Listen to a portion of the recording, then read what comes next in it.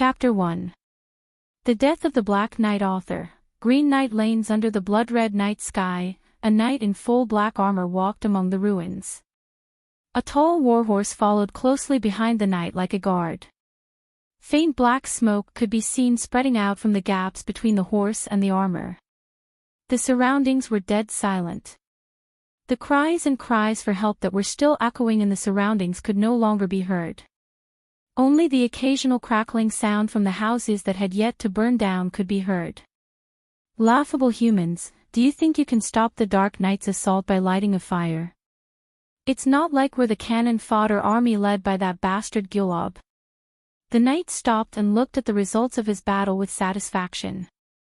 Among the corpses, there were men with swords and armor, women with plows, and even old people and children. However, all of the corpses had one thing in common: there was only one wound. As expected of the Black Knight personally selected and trained by myself and Commander Taze. He's also been selected through a dozen battles. It's a bit of a waste to use poison fang in this place. Is it Licolud? The knight did not turn around when footsteps sounded behind him. His voice was hoarse and deep. Yes, General Lanes, a black knight with a blood-red rose embroidered on his shoulder armor walked out of the darkness and answered after standing at attention. How's the battle? This time, Poison Fang has 30 people participating in the battle. They killed 324 enemies, 37 of which were combatants. Our side suffered 0 losses. Very good. What about Luxembourg? There are no signs of troops for now. Then have the squad in charge of the ambush retreat. As expected of the Valkyrie, you can really keep your composure. What about that matter? According to the general's orders, a few from the west and north were released. But General, why did you leave them alive? If Lord Aintaran finds out, he will punish you again. He won't. But, oh Licolud, what is our goal? The deep voice revealed a sense of majesty at this moment. Licolud knew that the vice-commander was a little angry. Take down Luxembourg and cut off Brando's supplies. In order to offset the pressure he felt, Licolud walked up to the vice-commander and said excitedly, "As long as you understand." After hearing a satisfactory answer, Ryan continued, "Now, the remaining troops of Luxembourg are maintained by the personal prestige of the Valkyrie. As long as she continues to ignore our actions, the humans will lose faith in the glory of the Valkyrie, and it will be easy to take down Luxembourg. But there's no need to intentionally leave them alive. If this continues, our Poison Fang's record and evaluation." Licolud was still a little confused. Battle record and evaluation. Ryan swept his gaze over the corpses around him. If annihilating a village with no combat power is considered a battle record, then it's fine if I don't take it. As for the evaluation, as long as we take Luxembourg before the next full moon, what would the other generals say? So fast. Licolud said with some surprise. Is it because someone will help us to poison the Luxembourg? Poison? How is that possible? Besides, isn't poison the one you hate the most, General? The vicious poison known as panic and rumors. Ryan looked at the blood moon in the sky and continued, "The intelligence brought by the scouts is often controlled by the higher-ups and can't be well known to the soldiers at the bottom. The narration of the fugitives is easier to spread among the soldiers at the bottom, and it will spread panic and rumors. Once the soldiers of Luxembourg lose their morale and their confidence in the Valkyrie. Morale, humans are amazing." As expected of the vice-commander. Licolud was a little excited at first, but he immediately realized his slip of the tongue. "Don't worry, Licolud." Ryan's tone was as calm as ever. Before the title of Poison Fang, he was always called a defective. Thinking of this, Ryan laughed self-deprecatingly. Unlike the other Dark Knights who were completely baptized by the power of darkness and only retained their knowledge and memories, but forgot the other memories of when they were born as a human. After becoming the favorite of the Dragon of Disaster, Ryan still retained some memories of his time as a human, but these memories were still very vague and had no connection with each other. Perhaps it was the mercy of the Dragon of Disaster, or some higher-ups who were interested in Ryan as a defective product, but he was not disposed of at that time. Instead, he was incorporated into the army of Taze, who was in the same batch as him. He started as a low-level soldier and became part of the great wave of expansion in Madara. In one battle after another, Ryan was lucky enough to survive. He relied on his own strength to gradually accumulate military achievements, and then he was promoted. Finally, he was recognized by the higher-ups as a Dark Knight and became the vice commander of the Knight Rattlesnakes. His identity as a defective product was gradually forgotten. However, there were always some who were not convinced by Ryan's identity as a defective product and provoked him. He also restored these challengers to the original power of darkness in public and private duels. When did I start to be called Poison Fang? Just as Ryan was deep in thought, suddenly countless images and information entered his mind. Damn it, it's coming again. Although he was used to the sudden dizziness, he still felt very uncomfortable. Unlike usual, the images were very coherent and the information was very clear. The pungent smell of rotting flesh and blood woke Ryan, who was on the verge of death. Just as he was trying to understand what had happened, Lord Gulob, there are 2 human knights who are still alive. A hollow voice sounded in his ears. Pft, pft, pft, pft. Not bad, not bad. This one is not bad. Pft, he has the potential to become a Dark Knight. Hermione, looks like I'll have to reward you when we get back. Where's the other one? Lead the way. Another piercing voice sounded in the distance. Over here, Lord Gulob, the hollow voice said. This one is not bad either. Bastard, isn't this person dying? Another piercing voice suddenly yelled. Ha! I'm still alive. Am I dying? Ryan was finally able to sort out the information he had received. Ugh, my whole body hurts. Where am I? Who am I? Alive? What have I been through? Ah, my head hurts. I'm very sorry, Lord Gulob. This person has suffered too many injuries. The most serious wound is on his chest. If I didn't see this person's flame of life flickering, I would have converted him. Do you want to kill him? Kill? Ah, hurry up and kill me. If I die, I won't feel the piercing pain all over my body, right? No, no, no. Don't kill him first. How can we let such an interesting thing go? The piercing voice hurriedly said. Hermione, what are you waiting for? Hurry up and prepare the dark ritual. The most advanced kind. I want to turn this person into a Dark Knight. But this person's body can't possibly withstand the baptism of the dark force. Why don't we convert him into an undead knight? I don't need your opinion. You just need to hurry up and prepare. If it succeeds, how will things develop in the future? Pfft, I'm looking forward to it. With this last laugh, Ryan's consciousness gradually faded away. Damn it, so it's that bastard who likes to play with bones and souls. See if I don't chop him into ashes the next time I see him. Ryan, who had finally recovered from his memories, couldn't help but curse. Also, what about before that? Who was I before that? Who was that figure that kept appearing in my consciousness? Damn it, I don't have enough information. General, what's wrong? Seeing his vice commander suddenly become agitated and even start cursing, Likelud couldn't help but ask. This was the first time he had seen his vice commander curse since he joined Poison Fang. In the past, whenever the vice commander encountered a problem, he would either argue with reason or speak with his sword. He had never cursed like this before. It's nothing.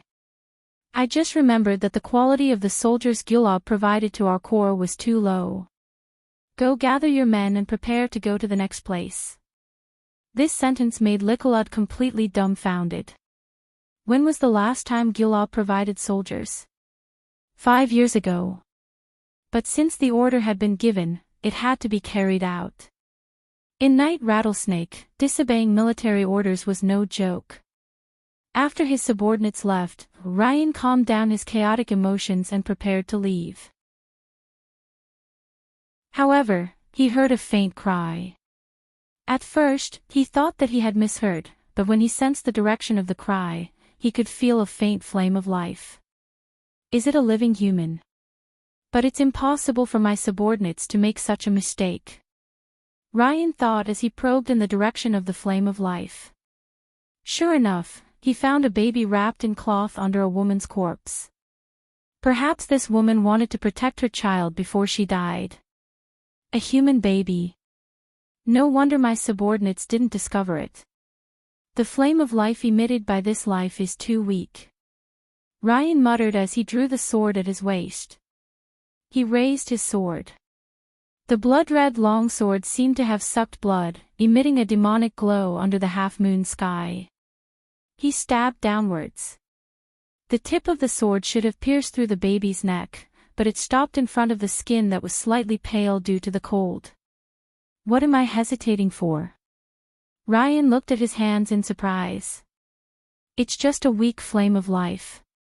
Even a stronger flame of life can be easily extinguished by me.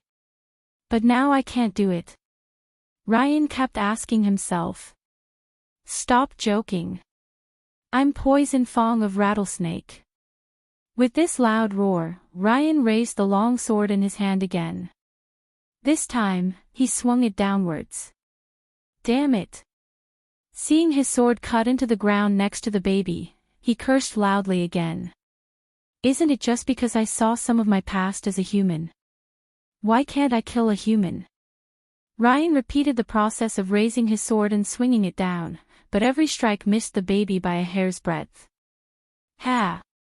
Ha! Ha! Ha! Ha! Perhaps it was because the baby saw a fun toy dangling beside it, but it actually stopped crying and laughed. Even you are laughing at me. That's right, Ryan Javier, who is known as Poison Fong, can't even kill a baby. Ryan put away his sword helplessly. He was about to turn around and ride his horse to leave. It's not like it's going to be eaten by wild dogs, or it's going to die from the cold or starvation. He turned around and looked at the weak life on the ground again. Forget it. He suddenly took the spear from the saddle and stabbed it into the ground. Then, he lifted it up. The cloth bag that wrapped the baby drew a beautiful arc in the air and landed firmly in the hands of the knight on the horse.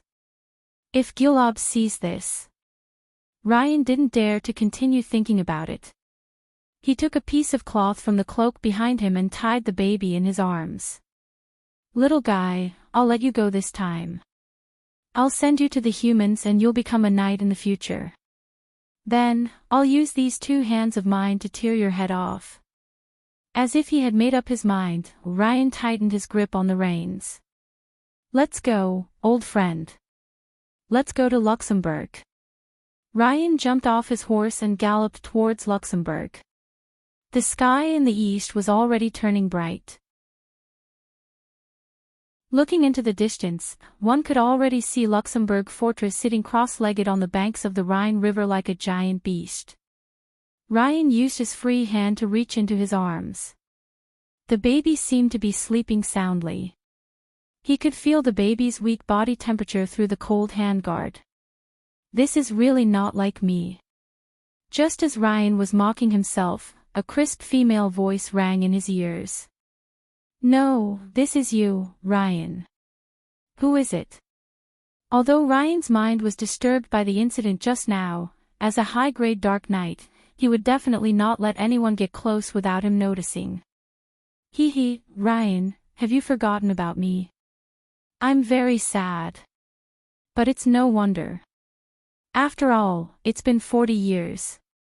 Hey, Ryan, do you still remember the promise we made back then?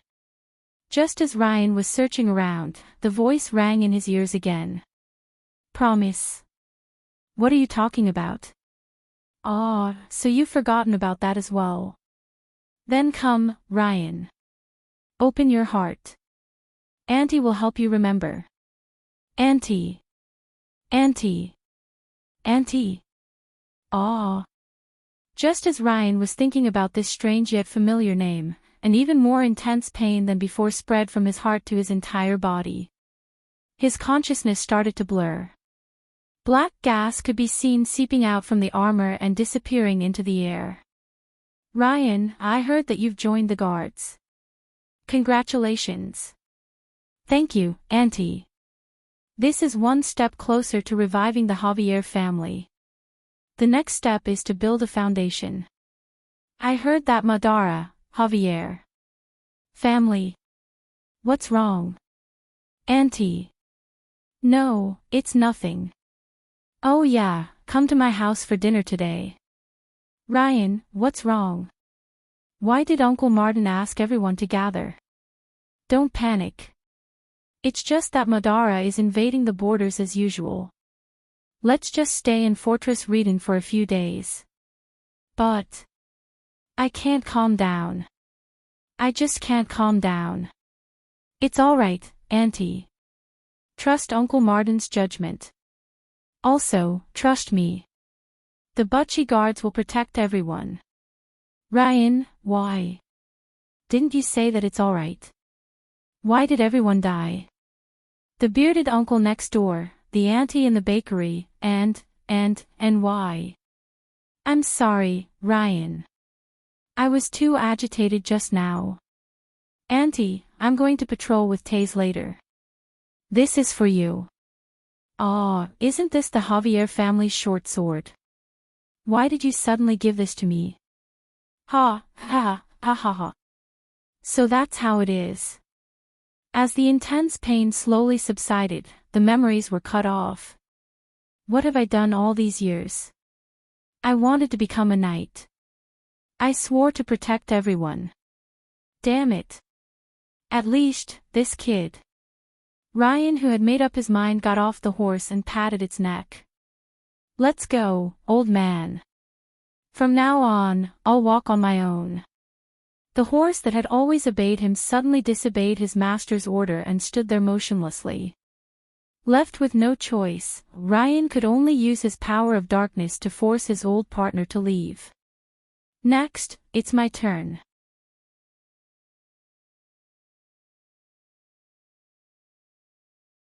Chapter 2. In Another World. Author, Martial Holy Dragon. Early in the morning, the sun shines on the earth again, and it also illuminates a young man who is still lazing in bed in a certain bedroom. The dazzling sun shines on his face, dispelling the lazy young man's thoughts of continuing to sleep. Really, why is the sun so punctual every day? Skipping work once in a while shows how important you are. Grumbling, the young man has no choice but to get up and put on his clothes, then he goes to the bathroom to freshen up. Well, since the owner is not here, let's take a look at this room. The room is about 40 square meters, and there is a comfortable small bed against the wall. The wall is covered with posters, most of which are scantily clad beauties. On the left side of the bed is a large bookshelf, filled with manga and novels with beautiful girl covers. From the conclusion, this should be a young man with a normal sexual orientation. Of course, it's better not to look at the H-book hidden under the bed. Opposite the bed is a large optical computer game cabin, about 1 meter tall, covering an area of 5 square meters. People can lie inside and connect to the virtual photon network through a neural connection device for communication and entertainment. This is also the main form of entertainment for people in the 30th century. Compared to the crowded real world, the virtual community provides a place for people to rest, not to mention the rich and colorful games. The pure white shell of the game cabin is written with flamboyant words, "The Amber Sword," indicating that it is a gift from a lucky draw. It is said that the account bound to the game cabin has a variety of mysterious gifts to choose from randomly. This is also a product designed by the developer Thunderstorm to increase the popularity of the game. With the sound of the door opening, a black-haired teenager with half a piece of bread in his mouth walked in. His name was Holy Dragon. Of course, this was the name in the game. After all, in the novel, the real name had to be masked. Otherwise, he would be charged with invading other people's privacy and would be beeped first, then beeped, and finally beeped. Beep means that the sound had been muted. So let's just call him Holy Dragon. I believe that no one will mind. Cough, so much digression, now let's get to the main story. What? He had said so much, but it was all nonsense. Brothers, let's beat him up. Because the author was beaten up by angry readers for excessive delay, the following will be from a first-person perspective. Slowly gnawing the half-piece of bread in my mouth, I sat in the photon game cabin. Feeling the comfortable back of the chair, I couldn't help but sigh with satisfaction. As expected of a custom-made gaming cabin, so comfortable. Then, I picked up the single-chip interface device and attached it to my ear. Turning on the power source, the originally bright gaming cabin instantly turned pitch black. The only thing I could hear was the constant sound of system notifications: power up, normal, iris detection, normal, body condition scan, normal, game login beginning. Successful login. The moment I finished speaking, the originally pitch-black world welcomed light. With me as the center, a golden circle of light began to spread in all directions. In the originally silent space, there was also sound. It was a hymn of life and light. The melody was elegant and noble. Even though I had heard it countless times before, I still chose to close my eyes and listen to it again. When I opened my eyes again, what greeted my eyes was a majestic painting. Around me was a pure white void. The only thing that existed was an altar floating in the void. Distributed on the base of the altar were 12 symmetrical white round pillars. There were intricate patterns carved on them. White roses bloomed all around, representing holiness and nobility. In the center of the altar stood a golden stone tablet that pierced the heavens. It was engraved with beautiful and complicated patterns and stripes, appearing mysterious and solemn. Beside the altar, there was a long flight of stairs that extended upwards towards the end of the heavens. The altar in front of me had a beautiful name: Heroes' Temple. It was the resurrection point for all players who chose the light faction. When you died in the game and no one revived you, your soul would return here. After 3 hours of cooldown in real life, you could enter the game again. When you died more than a certain number of times, you would have to create a new character. Of course, this was the same for the Dark faction. However, their resurrection point was the Frozen Throne. Every time I came here, there was a kind of shock that I couldn't describe. I just felt that there was a kind of feeling that warmed my heart. Perhaps, this was the kind of pure feeling that moved me. However, I didn't have the time to feel moved. The battle yesterday was too intense. I didn't know how many people died on our side. Those Madara bastards were too many.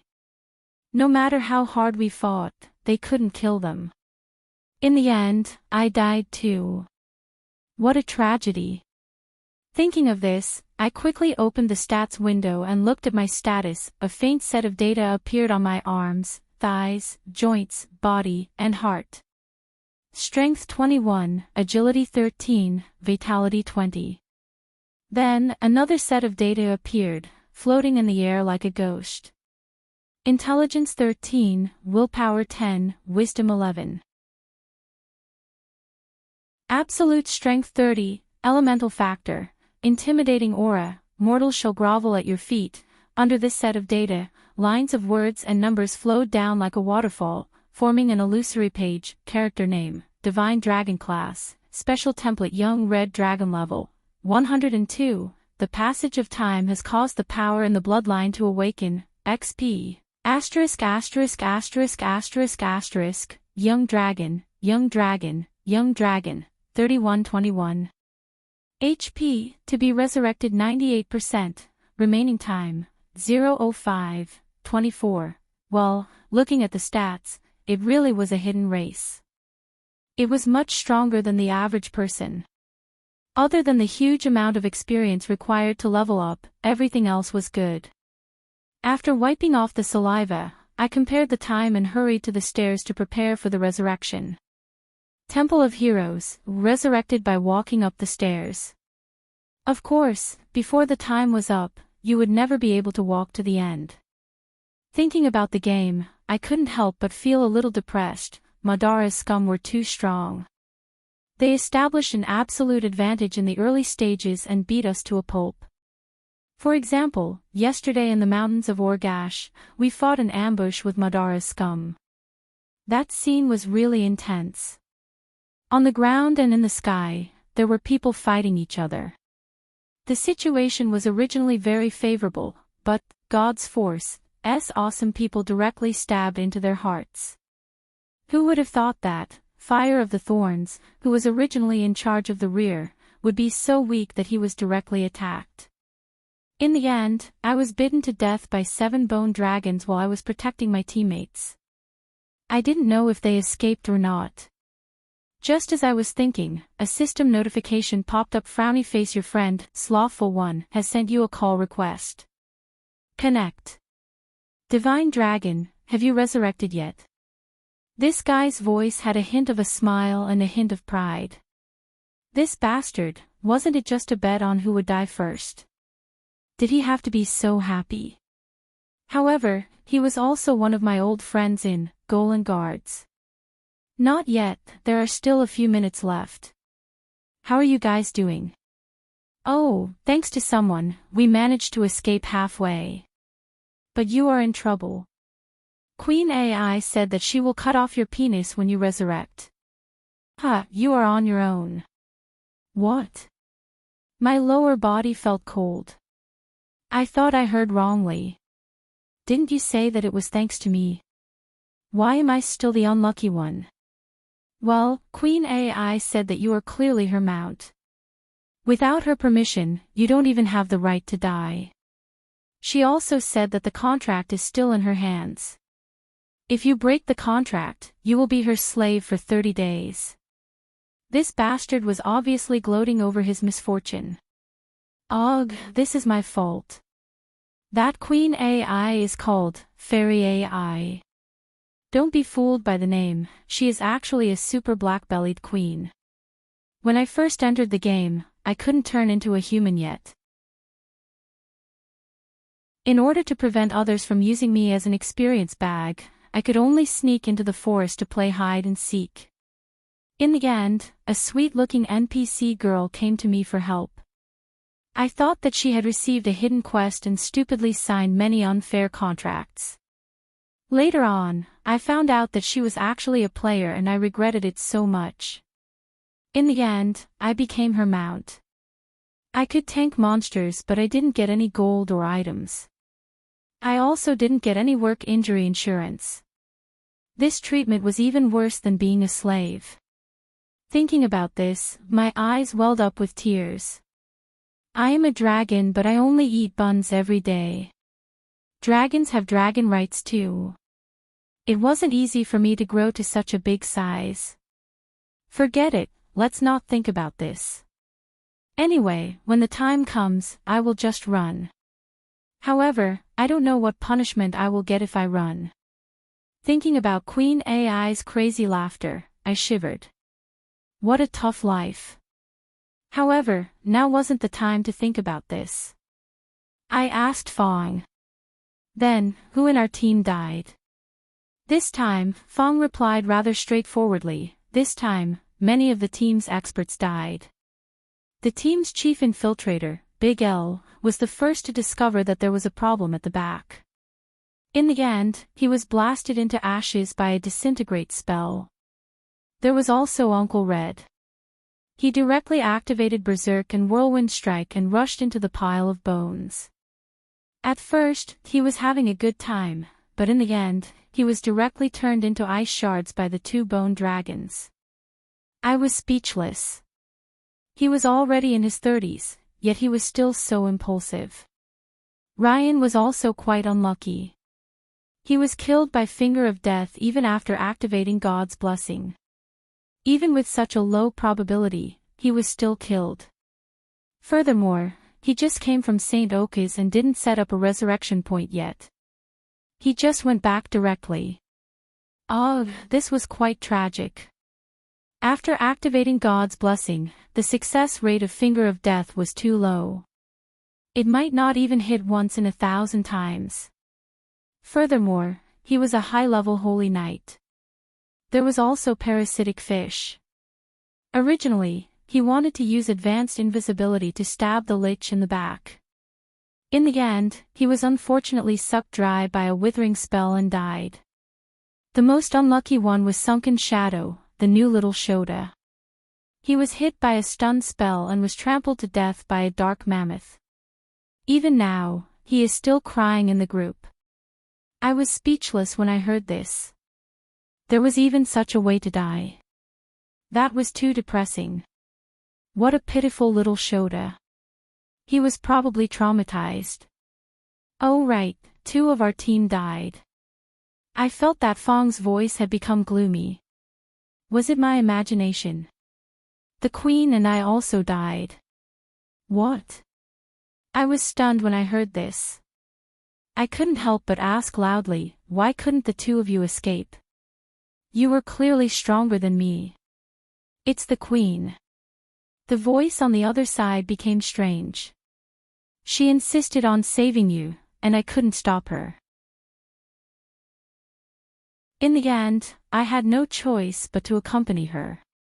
You didn't see how stubborn she was. Really, you got lucky. Why didn't I understand? Damn, even Queen AI died this time. She must be venting her anger on me. Ah, my future is bleak. Ah, right. I felt that Fong's voice had deliberately become louder. Holy Dragon, do you remember the person who completed the silver rank quest by herself? Oh, it's that guy called Sophie, right? When he first heard the name, he almost laughed himself to death, especially when he was still a man. He remembered that Sophie was quite strong. What's wrong? He seems to have passed level 130, right? Yeah, but I don't think that person is here today. His friend said that the name doesn't exist anymore.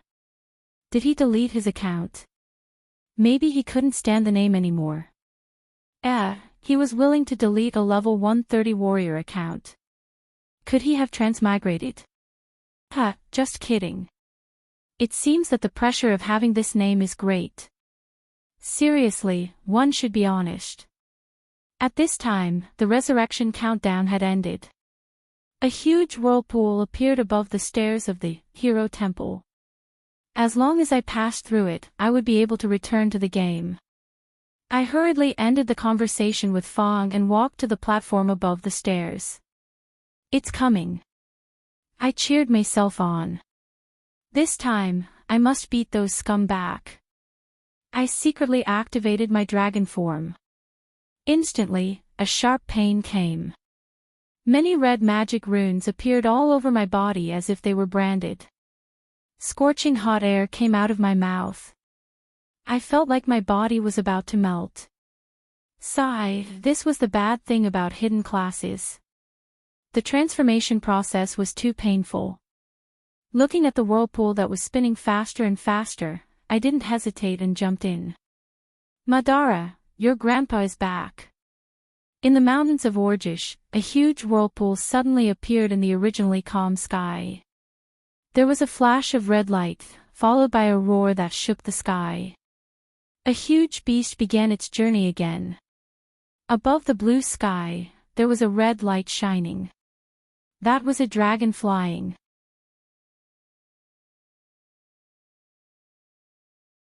Chapter 3. The Eternal Slumber of the King Author. Marshal Xinglong Brando woke up from his dream with a sharp pain in his chest. He saw a curtain embroidered with luxurious patterns. He laid on his bed and stared at the ceiling that was decorated with murals through the curtain. He did not say a word. I finally saw that dream again. I thought I had forgotten about it. But it's great to be able to dream about it now. At the moment when his life is coming to an end. Ryan. He opened his mouth slowly and spoke with a tired and hoarse voice, "Help me up." "Yes, my king." The loyal knight who had been standing by the side came forward and dressed the king who was at the end of his life. Then, he quietly retreated behind him. Brando looked at himself in the mirror. Although his body was still tall and straight, he was faintly showing signs of weakness. His skin was also a little pale. "Ah, it seems like the cold poison has penetrated deep into my bones. I'm not far from death." Although Brando had already come to this conclusion, he was not afraid at all. He was no longer afraid of embracing death. In fact, he wanted to indulge in death for a long time. "Ryan." Brando stood there for a long time and said to the loyal knight behind him, "Accompany me for a walk." After that, he walked out of the room without looking back. Ryan's whole body trembled, but he immediately took a deep breath and followed closely behind. After walking out of the room, they appeared in the courtyard of the palace. Since it was close to winter, there was only a layer of withered grass on the ground. There were also a few shrubs that hung down their necks. It looked especially bleak under the dusk. However, the two who were walking on the path did not care about the scenery at all. Instead, they were talking softly. "Ryan, I just had a dream. It was a sweet dream. It was so beautiful that it made me indulge in it. It was so beautiful that I thought it really existed. Indulging in illusions is not what a wise king should do, Your Majesty." Ryan acted as a strict admonisher as usual. "Haha, you're right, Ryan. You're always right. Without your help, I wouldn't have been able to walk the path of a king." Brenda teased softly. "It's my honor to serve you, Your Majesty."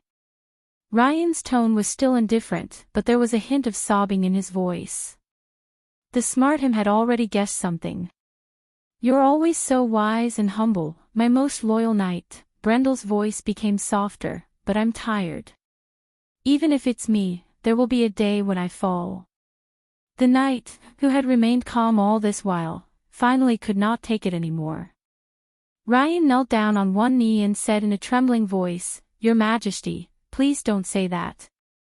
The people of Erewhon cannot live without you. Please be strong. Don't reminisce about the pain of the past. As long as you let go of the past, you will soon be able to." The knight was choked with sobs. "Stand up, Ryan." After a long silence, Brando's voice sounded again. "From now on, I am no longer your king. Standing in front of you is a pitiful man who has lost his soul long ago." Although Ryan did not want to get up, he grabbed his shoulder with one hand. Even though he was seriously injured, Brando's strength was still extremely powerful. With just one hand, Ryan could not resist and had to slowly get up. They stopped in a room deep in the courtyard. The room was surrounded by thick walls, and there was only a huge iron door in front of them. However, even with the thick walls separating them, the cold air still seeped out, making them shiver. Brendel pushed open the iron door, and a huge amount of cold air roared out, causing their clothes to flutter violently. Gradually, the cold wind subsided, and a dark entrance was revealed. The two of them stared into the darkness. Finally, Brando slowly exhaled and said, "From now on, I will leave Erewhon to you. Ryan, you are different from me. You will definitely become a wise king." The loyal knight wanted to open his mouth several times, but no words came out. He could only clench his teeth and shiver to prevent the sadness in his heart from gushing out. "Ryan, you will listen, right?" The king's voice became firm and hard to refuse. "Yes, my king. I will listen to all your orders. It is my honor." Ryan knelt on one knee and finally made a promise. "Because the king's orders could not be refused." "If that's the case, then I am relieved." Brando walked in and disappeared into the darkness. The last words he said to the knight beside him came from afar, "I have always believed in you, Ryan." As the door slowly closed, the knight's heart-wrenching scream echoed outside the wall. Unfortunately, that person could no longer hear it. Between the ice coffins was the name of this ice room. Looking around, the room, including the ceiling, was covered with ice crystals. The blue halo was reflected by the ice, illuminating the stairs deep in the room. On the flat ground above the stairs, there were 2 ice coffins. Through the thick layer of ice, one could vaguely see the beautiful figures inside. Following the stairs, there was a small path that could only be walked by one person. There was also a figure moving forward on the path. It was Brando. However, he didn't look well at the moment. Ever since he entered the room, his body had been constantly emitting waves of cold air. At the moment, most of his body had already been covered in ice chips. His face was ashen, but his eyes were blooming with a fiery light. "I once had a dream. I thought I could change history. I once had a dream. I thought this was a gift from fate. But I was wrong. It was just a trap that made people fall deeper into despair." As the cold air became stronger, the surrounding temperature dropped significantly. Even the small path was beginning to be covered by ice. However, Brando did not care. His feverish eyes were still chasing after the thing on the stairs. Although his steps became staggered and his breathing became rapid, he did not stop walking. The living. The road turned into a river of ice. There were no seasons in life. Only the cold winter in the wilderness would freeze the blood and tears that seeped out into ice. Finally, Brando walked up the stairs. Although his speed became slower and slower, he was full of strength as he climbed up the stairs. However, when he reached the last step, Brando's figure stopped. He sat down with his back against the ice coffin. He allowed the ice to cover his body, but he did not move at all. "Ah, I had that dream again yesterday. In the dream, you are still by my side. What a mesmerizing dream. Ah, I didn't live well. I'm sorry. I didn't protect this country well. I'm sorry. I didn't fulfill my promise with you. I'm sorry. But, without you, I'm really lonely." Exhaling the last breath in his body, the king of Erewhon finally entered a sweet dream with pain all over his body. In the same year, Maralda broke into the Erewhon kingdom and opened the prelude to the Dark Age. Bad end.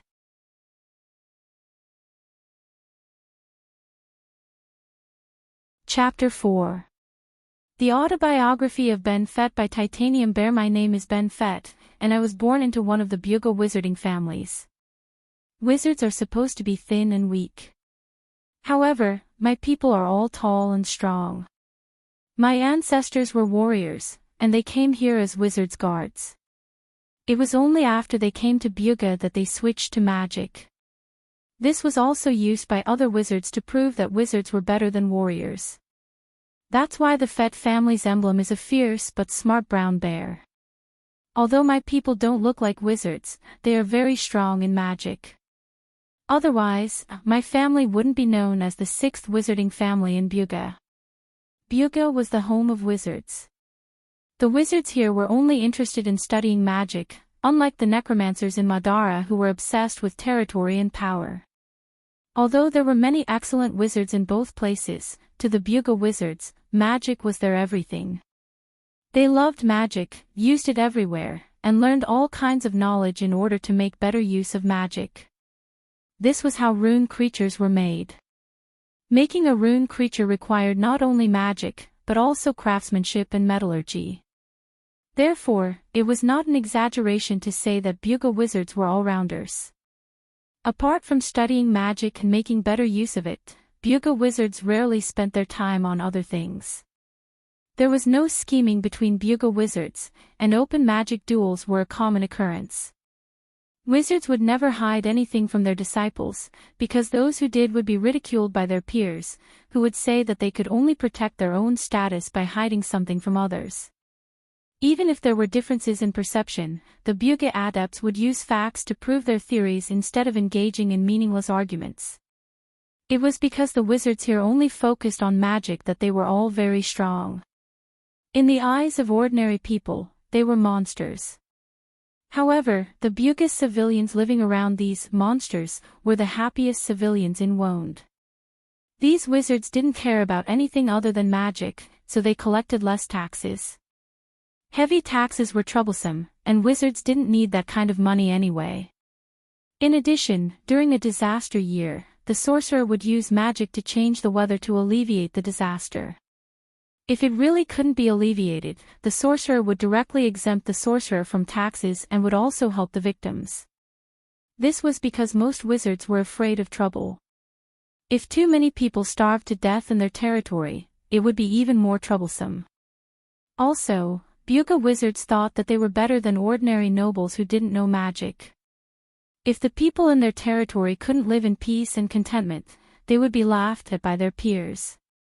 They would say that they were worse than nobles who didn't know magic. Of course, there are many kind-hearted magi. My family is a kind-hearted magus family. The children of Buga wizarding families grew up surrounded by books. Every Buga wizarding family had an amazingly large library filled with all kinds of books. Their parents were so busy with magic research that sometimes they would even forget that they had children and spend very little time with them. However, these parents rarely poured cold water on their children and allowed their children to have different opinions. In addition, these children had nothing else to do other than focus on learning magic. Therefore, there were many young and promising wizards in Buga. I was one of them, and because of my family's heritage, I was given the title of Beginner Wizard Buga at the age of 18. This was a title that most wizards could only get when they were in their 20s or 30s. In fact, the reason why I got the title so quickly was because of the help of my magic pet, Bat. Wizards needed to be in a good state of mind to make breakthroughs in magic, just like how a warrior couldn't practice swordsmanship with a high fever. Therefore, wizards needed to have a good rest. My bat helped me chase away mosquitoes at night so that I could have a good sleep. A good sleep meant a good state of mind. That was why my magic had improved so much. Anyway, I got the title of wizard, and now I was going to start my family's traditional adventure. A wizard who hasn't gone through the trials of life and death would never be able to reach a high level in magic. Plus, I hadn't been out of the house for more than 10 years, so I was looking forward to the adventure. My parents also stopped their research and focused on preparing the items for my adventure. The adventure items were ready. Among them was the family's traditional steel staff that could be turned into a spear. There was a mechanism on the staff, and when pressed, the petal-shaped ornament on the staff would turn into a spearhead. It would also wrap the spell-enhancing gemstone in the stamen.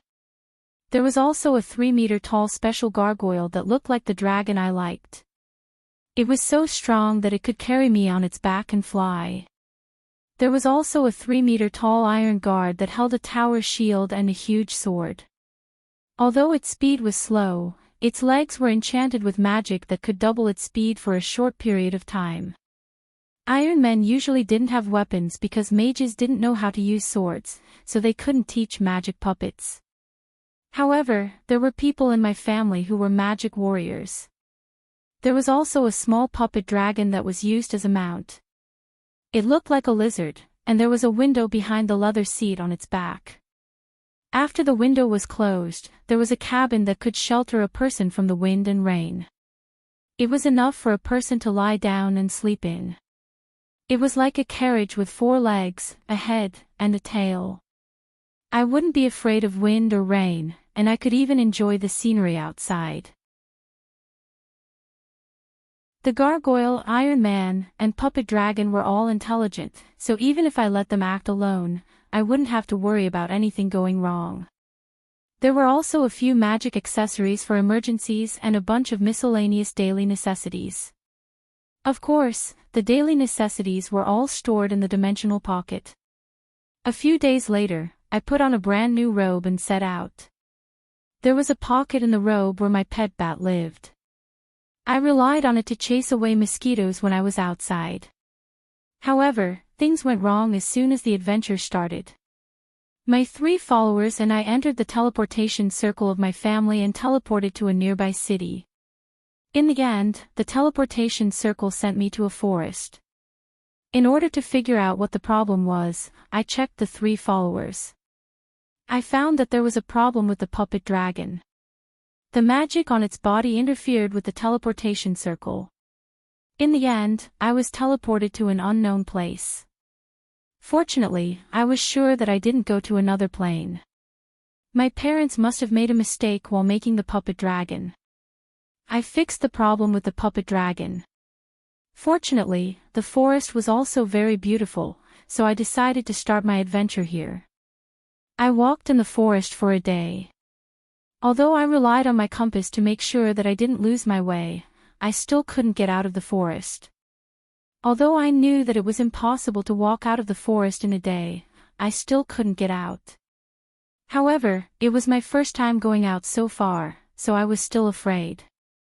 Seeing that the sky was dark, I could only make a bonfire to keep warm. The bonfire was indeed very warm, and I fell asleep in a daze. However, I was awakened in the middle of the night. When I woke up, I saw a bear fighting with my 3 guards. I curiously watched the battle. The bear was smarter than a human. It could always dodge the attacks of my 3 guards. However, the bear suddenly broke away from my 3 guards and pounced on me. I couldn't dodge in time and was bitten on the arm. Then, a sharp pain spread from the bitten arm to the rest of my body. Soon, I fainted from the pain and lost consciousness. When I woke up, it was already the next morning. The pain was gone, but I felt different from before. All my senses were more sensitive. I could clearly hear sounds dozens of meters away. My myopia was also better. The heavy metal staff felt lighter. While I was wondering, a man dressed as a hunter came out of the forest. He told me that he was the bear that bit me yesterday. In order to prove his words, he took off his clothes and turned into a half-man, half-bear monster. I was surprised to learn that he turned me into a werbear by biting me. Moreover, the werewolves that mothers in Wound used to scare their children were our kind. After a deep conversation with this guy, I learned that his name was Aaron. He was from Erewhon, and his profession was a forest ranger. I also learned that most werbeasts were kind. Of course, there were also a few who were evil.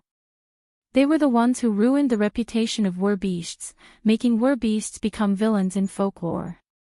If a werbeast lost the battle against their wild nature during a full moon, they would turn into an animal and bite others to increase their numbers. However, they would be driven by their wild nature and bite others to increase their numbers. Most werbeasts didn't like to increase their numbers by biting others.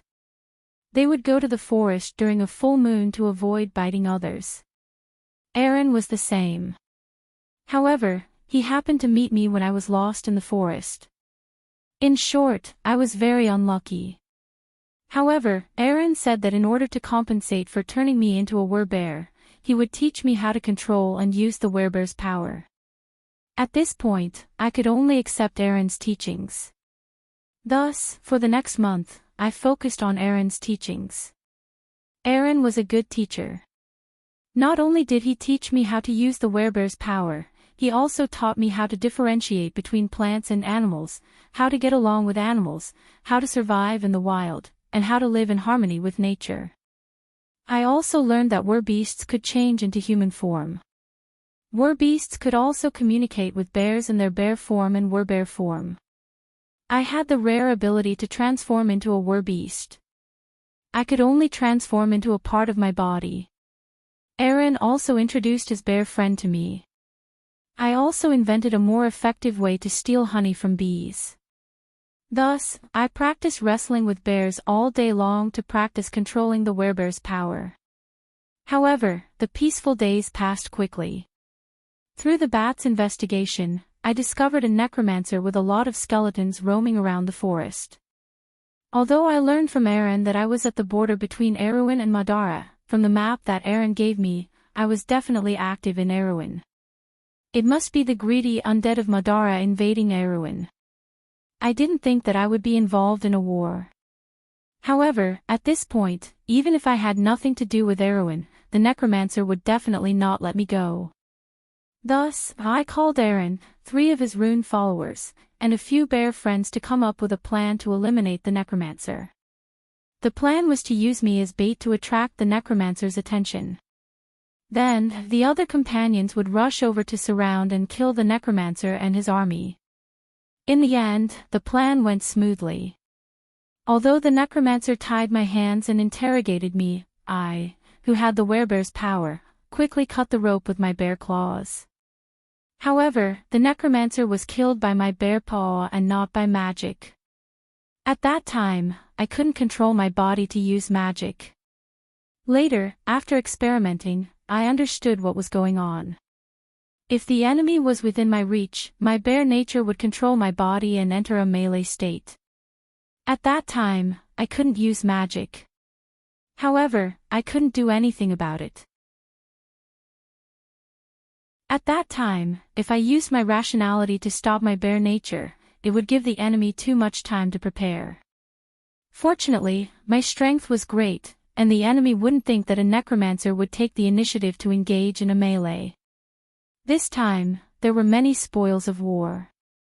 In addition to a few magic accessories, some black magic books, and the necromancer's diary. From it, we knew that Madara did invade Erewhon, but this guy really did get lost in the forest and came here. Aaron gave me the necromancer's things and a magic necklace. The pendant of the necklace was a bear tooth that Aaron had replaced. It was enchanted by his druid friend, and this necklace could be used to communicate with animals once a day. After that, I bid farewell to Aaron and set off towards Erewhon. On the way, I counted the necromancer's things, but I was most interested in the black magic books. These black magic books actually included all the black magic from beginner to advanced. My curiosity was aroused, and I wanted to learn black magic, but I hesitated. Although studying black magic wasn't taboo in Byuga, because the Byuga necromancers were all research fanatics. If possible, the Byuga necromancers would steal Martha's skirt and study it, let alone study black magic. The Byuga government also set up a black magic research institute, but they could only use animals as experimental materials. The only result of this research institute was that the people in the institute no longer wanted to eat meat. At that time, someone joked that when the Byuga government was in financial difficulties, all the government officials should visit this research institute. It was guaranteed that they could save half of the food expenses. However, my family had never studied black magic. If I did, I might risk being chased by my father. However, it didn't take long for me to succumb to my thirst for knowledge and curiosity. I sat on the puppet dragon as we traveled while learning black magic. But when I was studying black magic, I remembered that I had a self-made device on my body. The shape was an inconspicuous hemispherical black metal block the size of an egg. This device was invented by a Byuga necromancer who studied black magic. This invention won the highest achievement award. This invention was similar to a lich's phylactery. It could be used to create undead and store souls. After storing souls, this device could be placed into the body of the undead. The soul stored inside could freely control the body connected to the device. What was even more amazing was that this device could be removed and placed in another body at any time. This device called phylactery caused the creation of lich construct in Byuga, and that necromancer was one of them. Moreover, this phylactery was actually a 6-legged construct beetle. This thing could run, but this beetle only had vision and couldn't speak. It didn't even have hands, so the soul inside it couldn't use magic. Unless the soul could cast spells silently, or cast spells silently. But I wasn't sure if this phylactery I made would work. Also, this phylactery I made lacked the final step of adding black magic. So, in order to pass the time and experiment with the new black magic I learned, I spent some time to complete this phylactery. But I was afraid that I wouldn't be able to use it for the rest of my life. However, Martha seemed to be joking with me. Just as I was thinking about this while sitting on the back of the puppet dragon, an Arrowan wyvern knight suddenly appeared. The mount of an Arrowan wyvern knight was a distant relative of the dragon's. Its appearance was exactly the same as a dragon, but it was much smaller. It couldn't use dragon breath and its intelligence was much lower. It fell from the sky and landed in front of me. The knight and his mount were covered in arrows. They looked like hedgehogs. I hurried over. When the bloodied knight saw me, he forced himself to sit up and gave me an iron cylinder. He said that it was the information he wanted me to give to an officer in Arrowan. Then, he fainted. It was obvious that he was a scout. I realized that this guy was definitely going to die. Although I had the health recovery holy water with me, it couldn't save him because there were 3 arrows in his heart. As expected, he died after a short while. That guy's wyvern was in a similar situation. However, that wyvern was larger than an ordinary wyvern. Thus, the damage caused by the arrows was less. It could still live for a while. However, from the wyvern's eyes, I could see anger at the death of the knight and the desire to take revenge for the knight. That kind of heartfelt emotion was enough to shock the heart of any creature. However, there was nothing I could do. I could only watch this noble creature die like its master. Just as I was at a loss, I saw the phylactery I was holding in my hand. A bold idea came to my mind. Perhaps I could revive a wyvern into an undead, but what would it become? With my current level of black magic, I could only summon skeletons and zombies. Zombies were negligible. Wyverns were speed-type warriors. When a living creature turned into a zombie, its speed would decrease.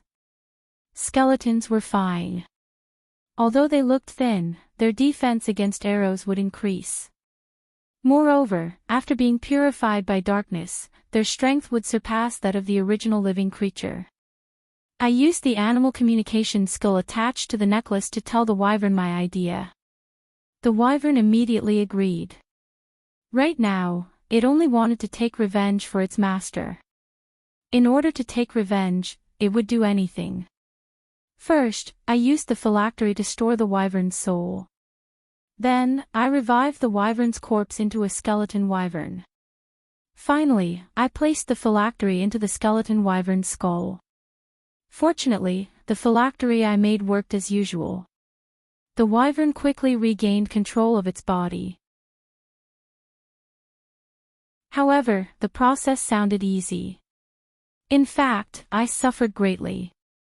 It was my first time transferring a soul, and it was my first time summoning an undead. Moreover, I had to revive such a large creature. I was mentally exhausted. During the process, I had to drink 2 bottles of magic potion that could quickly recover my mana. The magic potion that could quickly recover one's mana was not only expensive, but it also tasted disgusting. There was a saying among the wizards, if you drink a bottle of magic potion, you will have to eat 1 less meal. Now, I felt that I wouldn't be able to eat anything tomorrow. The disgusting effect of the 2 bottles of magic potion must have been stacked. While I was still feeling disgusted, the skeleton wyvern had already dug a grave for its master. I gathered my spirits and called 3 of my rune followers to help me. After the grave was dug, I used magic to make a tombstone for the knight.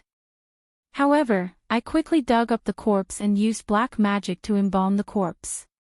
After that, I wrapped the corpse in a cloth and tied it to my puppet dragon. I suddenly realized that I couldn't just bury this knight so carelessly. I should hand the corpse over to his family or comrades. After that, I spent an entire day to purify the skeletal wyvern of darkness. The wyvern also told me the whole story of what had happened. It turned out that the wyvern and its knight were too unlucky. They were sent out to scout the enemy's situation. Coincidentally, there was a skeleton squadron led by a necromancer stationed in the forest next to the river bank where they stopped to rest. As a result, they were caught off guard and turned into hedgehogs. It wasn't easy for them to escape. If I wanted to avenge the wyvern, I would have to deal with those disgusting undead again. However, I defeated an undead army led by a necromancer. What's more, an undead army led by a necromancer was nothing. Thus, I set off the next morning. Ben Fett's butterfly effect. Ben Fett was revered as a great sage by the later generations, not because of his great contributions to magic, but because of the butterfly effect that caused Bugha to become truly prosperous. Ben Fett's bear golem received the highest achievement award. Ben Fett said that the secret to his success was that he was a beast man. This secret made the Bugha government decide to give beastmen Bugha citizenship to attract beastmen to Bugha, so that some wizards could become beastmen and make better beast golems.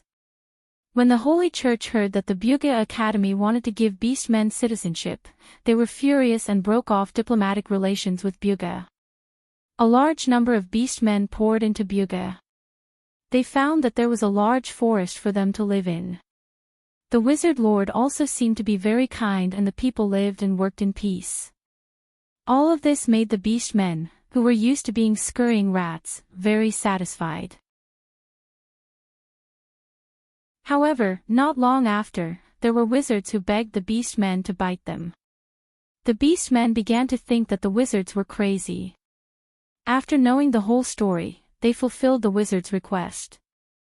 The beastmen didn't like power and scheming. With their beastly nature, they were very easy to satisfy. Like the Bugha wizards, they spent their time on self-cultivation. Compared to the wizards who fought alone, the beastmen paid more attention to teamwork. Moreover, most of them were mercenaries and had a deep understanding of military affairs. Among the beastmen, most of the ratmen were rogues. Due to their physical advantages, they were known as the best scouts and assassins. The boar were the strongest barbarians, good at charging. The wargen were the best warriors and archers, good at advancing in infantry formations and good at teamwork.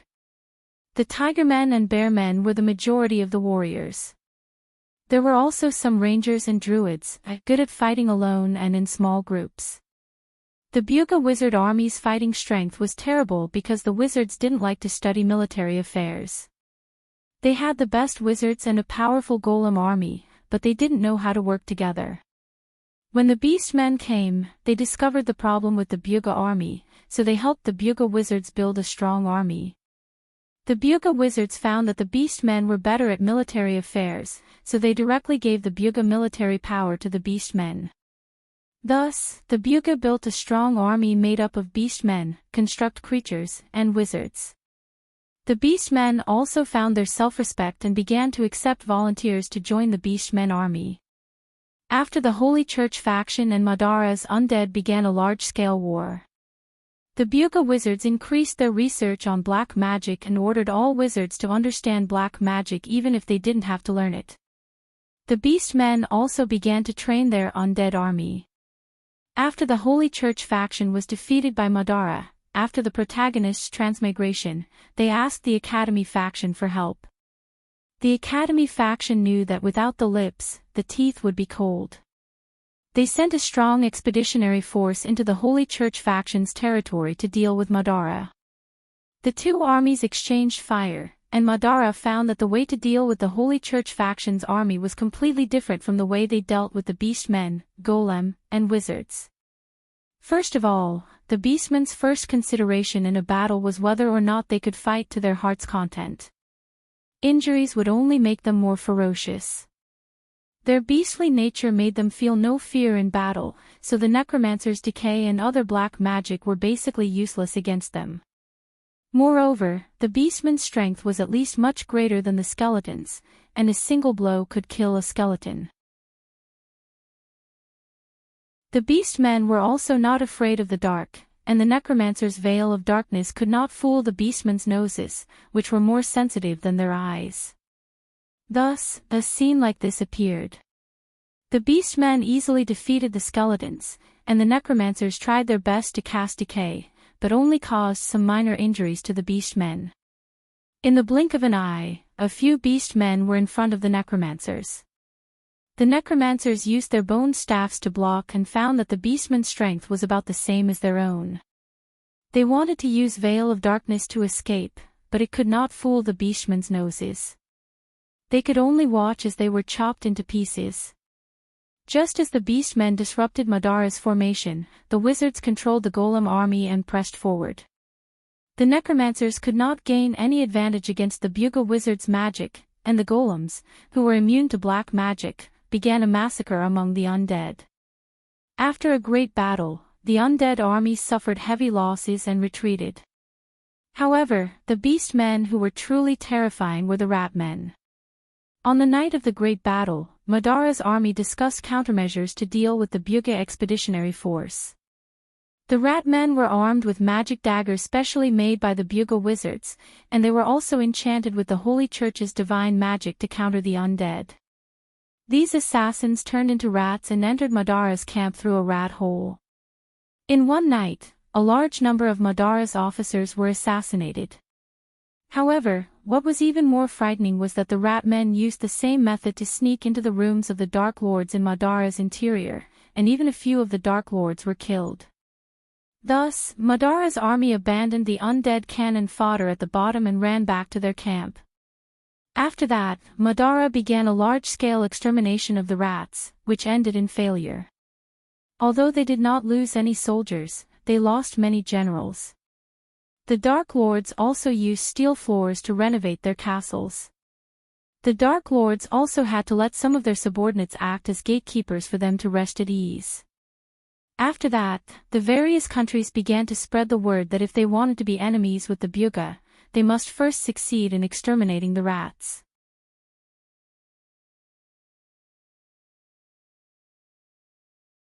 Chapter 5.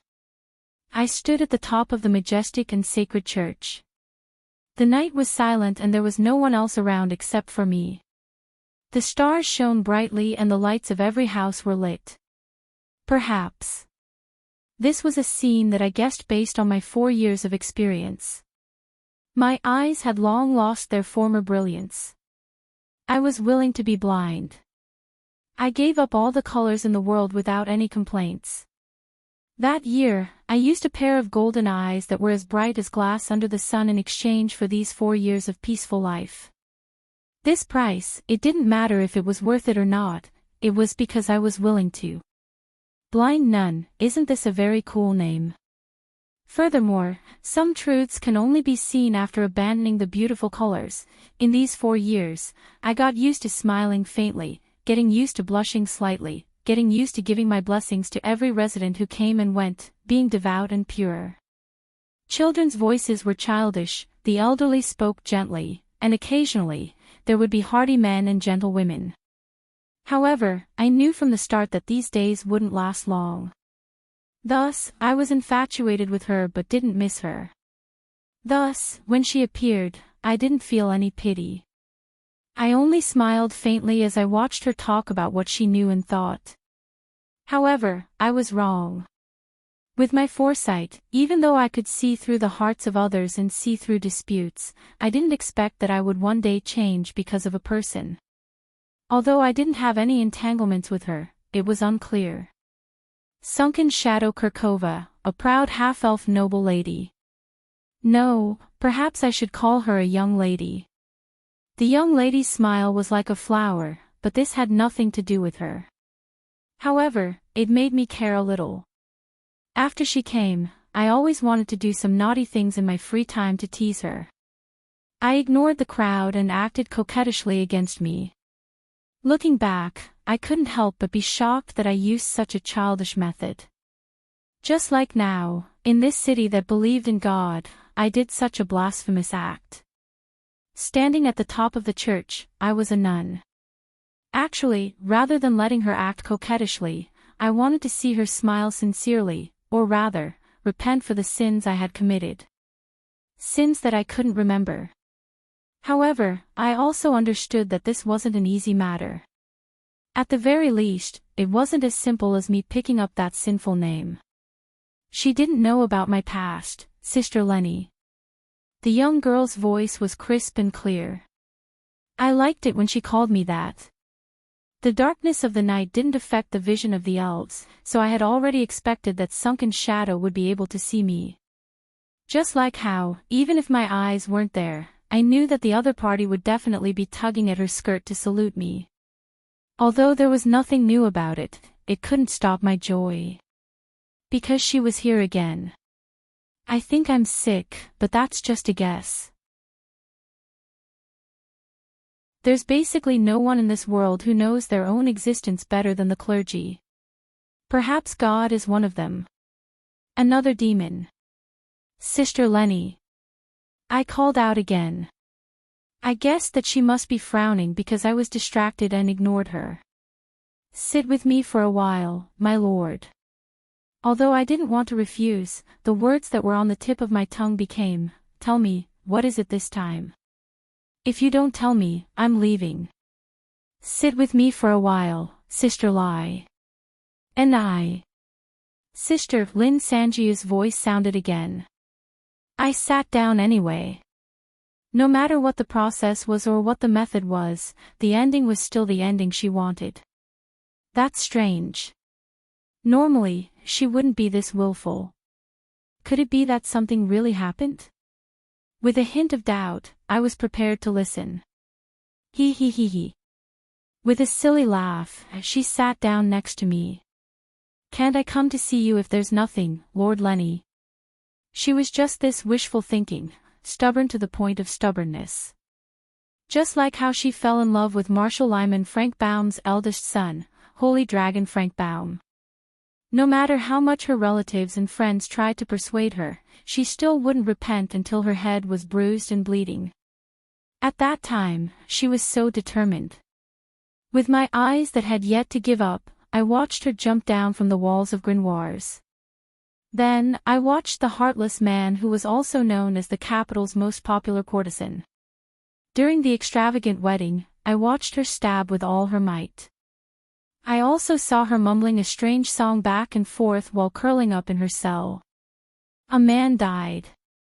A good-for-nothing man. Too lazy to bury him in the grave. His head rolled off the bed. His limbs were scattered all over the room. At that time, my name wasn't Lenny, I wasn't a nun, and I wasn't a good person. Until I did something that I deeply regretted, but couldn't make up for. I killed someone by mistake. The maid who had been running around trying to help her recover her mood, the werewolf girl named Aunt Iloloy.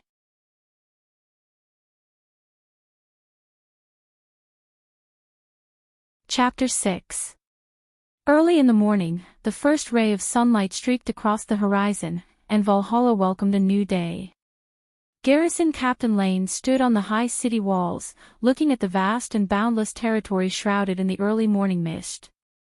He couldn't help but sigh once again, thinking about the legend that his great lord had created. He started from scratch, and after 10 years of hard work, he had achieved the illustrious reputation of a lord. Suddenly, a sharp whistle from afar broke Lane's thoughts, and the mist suddenly dispersed. A huge bird of prey flew to the top of the city like lightning, and with a flap of its wings, it landed on the highest tower. The body of the bird of prey shone with a green light, and its body began to rapidly shrink. The feathers covering its body turned into a robe full of flying feathers, and when the green light dispersed, a middle-aged man with a face full of oil paint appeared. He had a serious expression on his face as he struck the large bell hanging on the tower.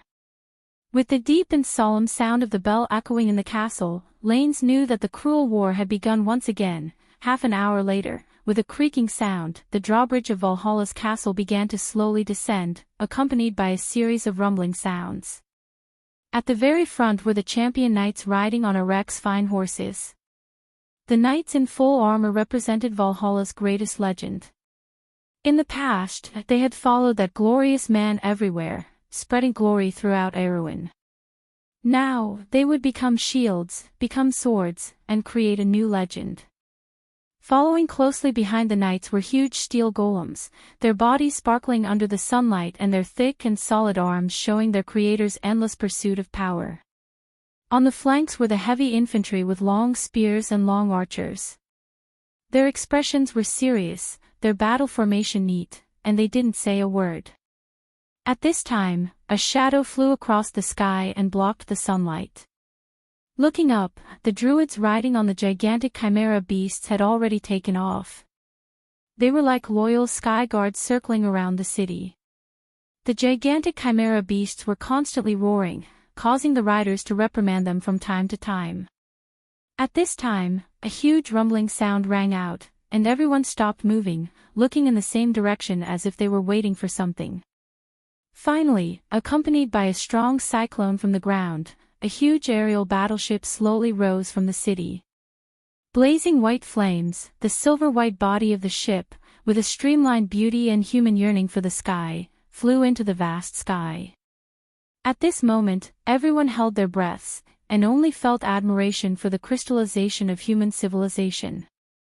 On the wide bridge stood all kinds of people. There were Buga wizards, Black Forest wizards, Silver Elven knights, and secret druids. They came from different places, and had different beliefs, but they all had the same belief, and gathered beside a knight. At this moment, their expressions were solemn, and they were looking at the figure standing at the forefront. It was a knight in heavy armor. The strong wind in front of him made his cloak flutter, but it didn't make him take a step back. The sun plated his body with a golden edge, and people couldn't see his face clearly, but just by looking at his back, you could feel a kind of peace and tranquility. It was a kind of silent determination and dignity, as if as long as you stood beside him, you would have endless courage. Only this kind of attitude could make these people follow him loyally, and follow him on a path full of thorns and blood. This knight slowly took out a book with golden runes drawn on it, and with his finger, he ran it lightly across the spine of the book, and finally stopped at a certain point, and then said, "Cards of Fate, Immortal Alliance, Platinum Angel, Summon." As soon as his voice fell, the wind and the roars of the giant beasts disappeared, as if they were cut off by someone. At that moment, everything fell into silence, and it was so quiet that people could only feel the breathing of nature. In the next moment, golden flames spread across the bridge, and a holy aura began to gather. A pure white pillar of light broke through the thick layers of clouds, and descended on the warship in the sky. With a holy chant, the warship seemed to be merged with the light, and it was placed in heaven. In the sky filled with holy light, a pair of pure white wings slowly spread out behind the Lord, and as the feathers of light scattered, a holy figure appeared. A sentence echoed in the Lord's heart, "Platinum Angel, descend, life points locked." At this moment, he looked forward, and his vision passed through the mountains and rivers. He seemed to be able to see the kingdom of darkness, where frost spread across the land, and a sea of white skeletons covered the mountains and plains. Death and sorrow flowed, and living beings cried out in grief. He pulled out a long sword from the light, and faced the sun, and roared, "Everyone, follow me." The long sword shone brightly, and his sentence was engraved on the blade, "Our faith is cast on the stars."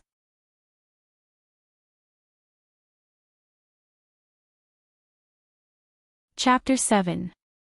The author was speechless. Marshal Xinglong stood in front of Ainir's main city and stared at the sky, deep in thought. At this moment, a wizard wearing a sky-blue robe walked up and said, "Dragon God, the response to the post on the forum is huge.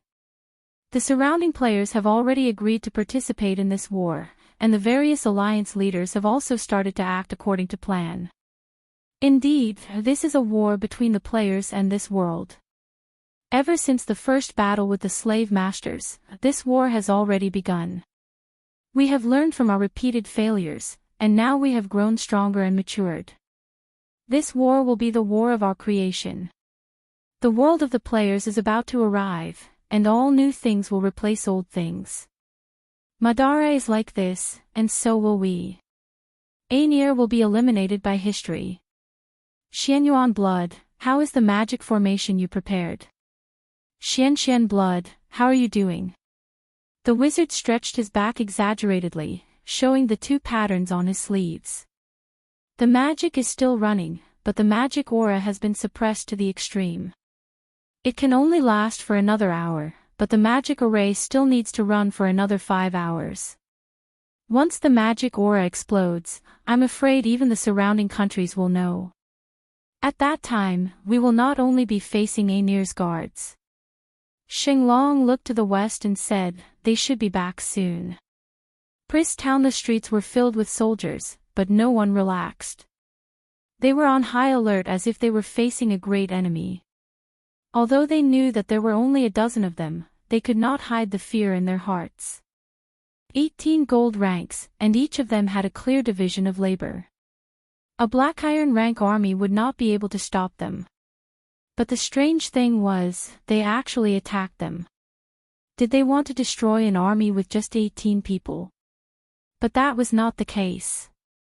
In the battle, they relied on their powerful strength and familiarity with the terrain to move freely. The layers of traps set by their leader also succumbed to their powerful strength. They lost their previous sharpness, and in their hearts, they only hoped that the reinforcements would arrive soon and end this bloody nightmare. Streaks of green light danced in front of them like floating feathers. However, the chaotic wind pressure around them reminded everyone that these things were very dangerous. As a knight waved his arm, the feathers instantly scattered and merged with the air. Then, the air seemed to solidify and rolled forward like a bulldozer. Regardless of whether it was soldiers, stones, or debris, everything was sent flying. Go, green bird! Under the knight's command, his bronze-armored warhorse let out a long neigh and soared into the sky. Its body emitted a faint green light, indicating its level, a gold-rank fantasy creature. It slammed into the air that was crushing forward. Wings of the wind, charge. The moment the air solidified, the air around quickly gathered towards the warhorse. At this time, the warhorse had turned into a green light that extended forward. The wind that followed seemed to be the wings of the Pegasus, but also like sharp blades. Everything that was touched by this pair of wings was mercilessly torn apart and shredded. Ryan, save your strength. Now is not the time to use your ultimate skills. If the leader of the Knights League dies in the hands of the guards, it will become a big joke on the forum. A girl who was with them earnestly warned their leader. It's okay. Were you charmed by me just now? The girl angrily knocked her silver-white bow on the head of the Green Knight. Red Lotus, don't hit me. It's okay if I become stupid, but I can't afford to hurt the eye of Medusa. The girl hurriedly put away the 1-meter-long bow that seemed to be made of pure silver. Just as the Green Knight was about to breathe a sigh of relief, the girl suddenly took out a hammer. You're not a warrior, what are you carrying? I'm guilty, I'm sorry. Help. Murder. The farce was quickly stopped by the surrounding team members. They were already used to their leaders teasing of Red Lotus from time to time. The surrounding soldiers had just been cleaned up, and the people behind did not dare to come forward. The situation was in a deadlock. Another knight in the team asked, Leader, should we go? The Azure Knight looked into the distance. A red signal flare had already lit up in the east, telling him that the guards around Aenir were already rushing over. Looks like the mission has been completed. The knight pointed to the front. Charge towards Aenir, those who block me will die. After saying that, he waved his sword fiercely, and a green sword energy hit the tallest building in Pris Town, the clock tower. Immediately, the pendulum at the top of the tower flew out, and with a loud bang, it turned into powder before it hit the ground. Following that, the clock tower began to tilt downwards, and the bricks continued to fall. Following that, this iconic building of Pris Town fell towards the surrounding soldiers. At the foot of a mountain outside the main city of Aenir, a huge magic circle appeared on the ground. Sparks flashed on the circle from time to time, and in the center of the circle, a white light shot towards the sky, but it was blocked by the purple magic circle directly above.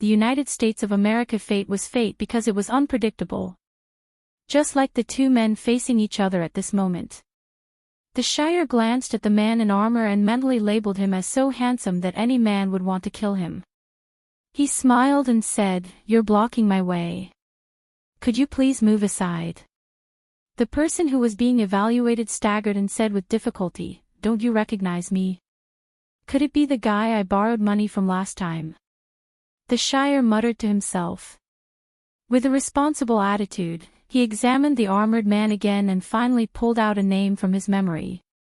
"Oh, Nole means, you're the one playing the Silver Elf Commander, right? As a Magus of the Seven Rings Highlands, there are hundreds of thousands of people every minute.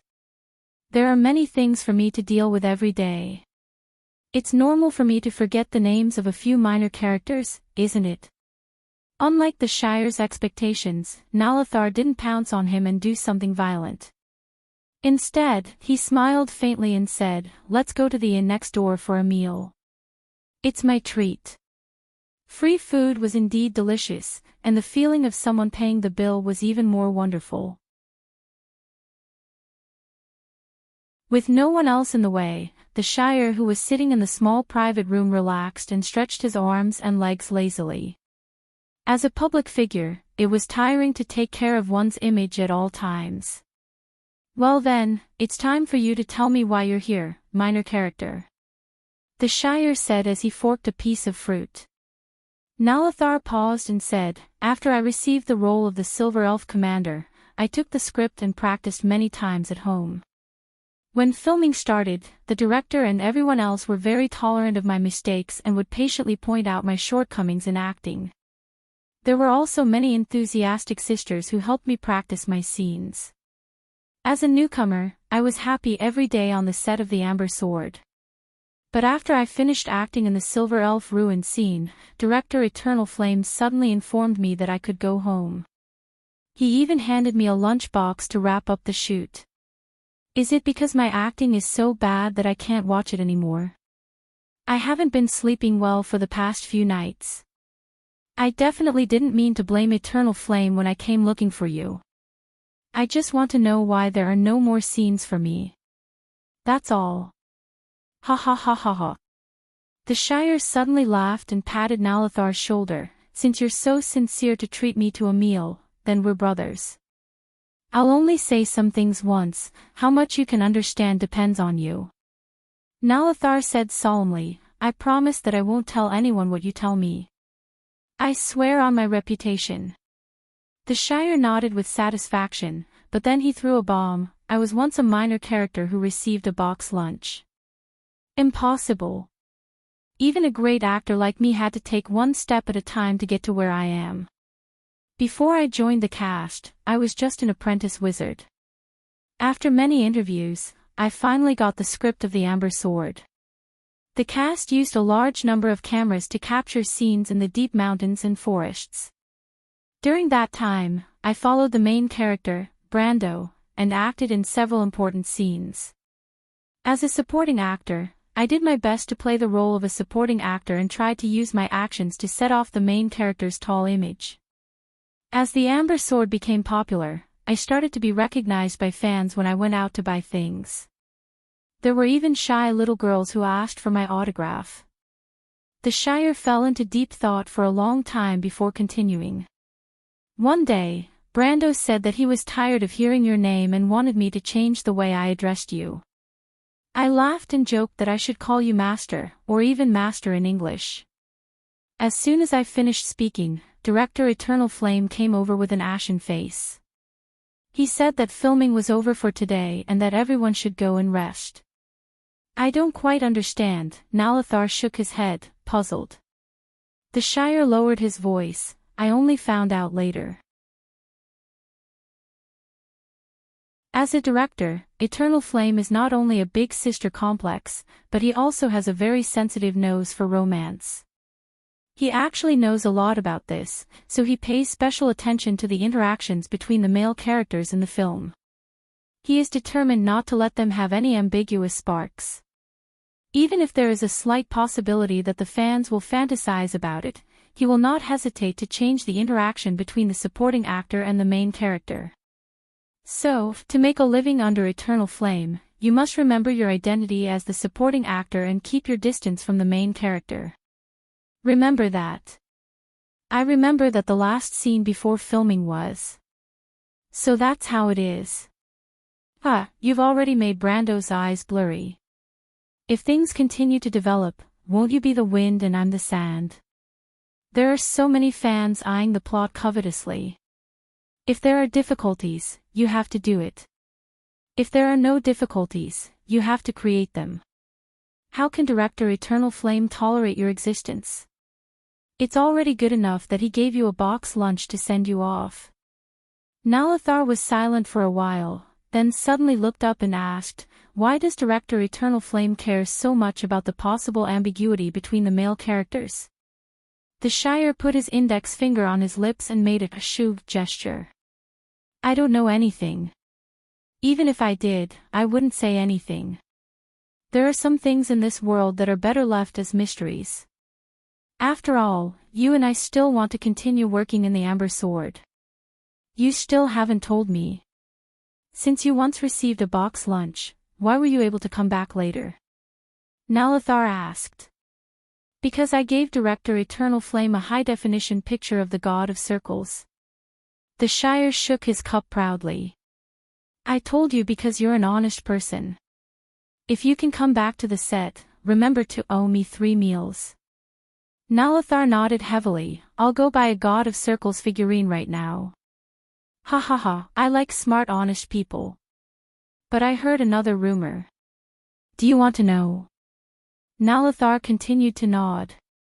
The Shire said with an evil smile, it said that director Eternal Flame intends to reveal the fact that the Silver Elf Commander is actually a woman, and your new feminine name is Nalathar. Nalathar, who was instantly petrified, heard the crows cawing in his ears. The Shire held his stomach and happily curled up into a ball under the table, laughing until tears flowed down his cheeks. Eternal Flame, who happened to pass by and eavesdropped for a long time, bit his handkerchief angrily. The Shire, just you wait. The next day, the Shire received a new notice. In the following plot development, his existence would be explained in the form of a background character. There was no need for him to appear again, so he could go home and eat. There was also a heavy lunchbox personally delivered by director Eternal Flame, who was smiling from ear to ear.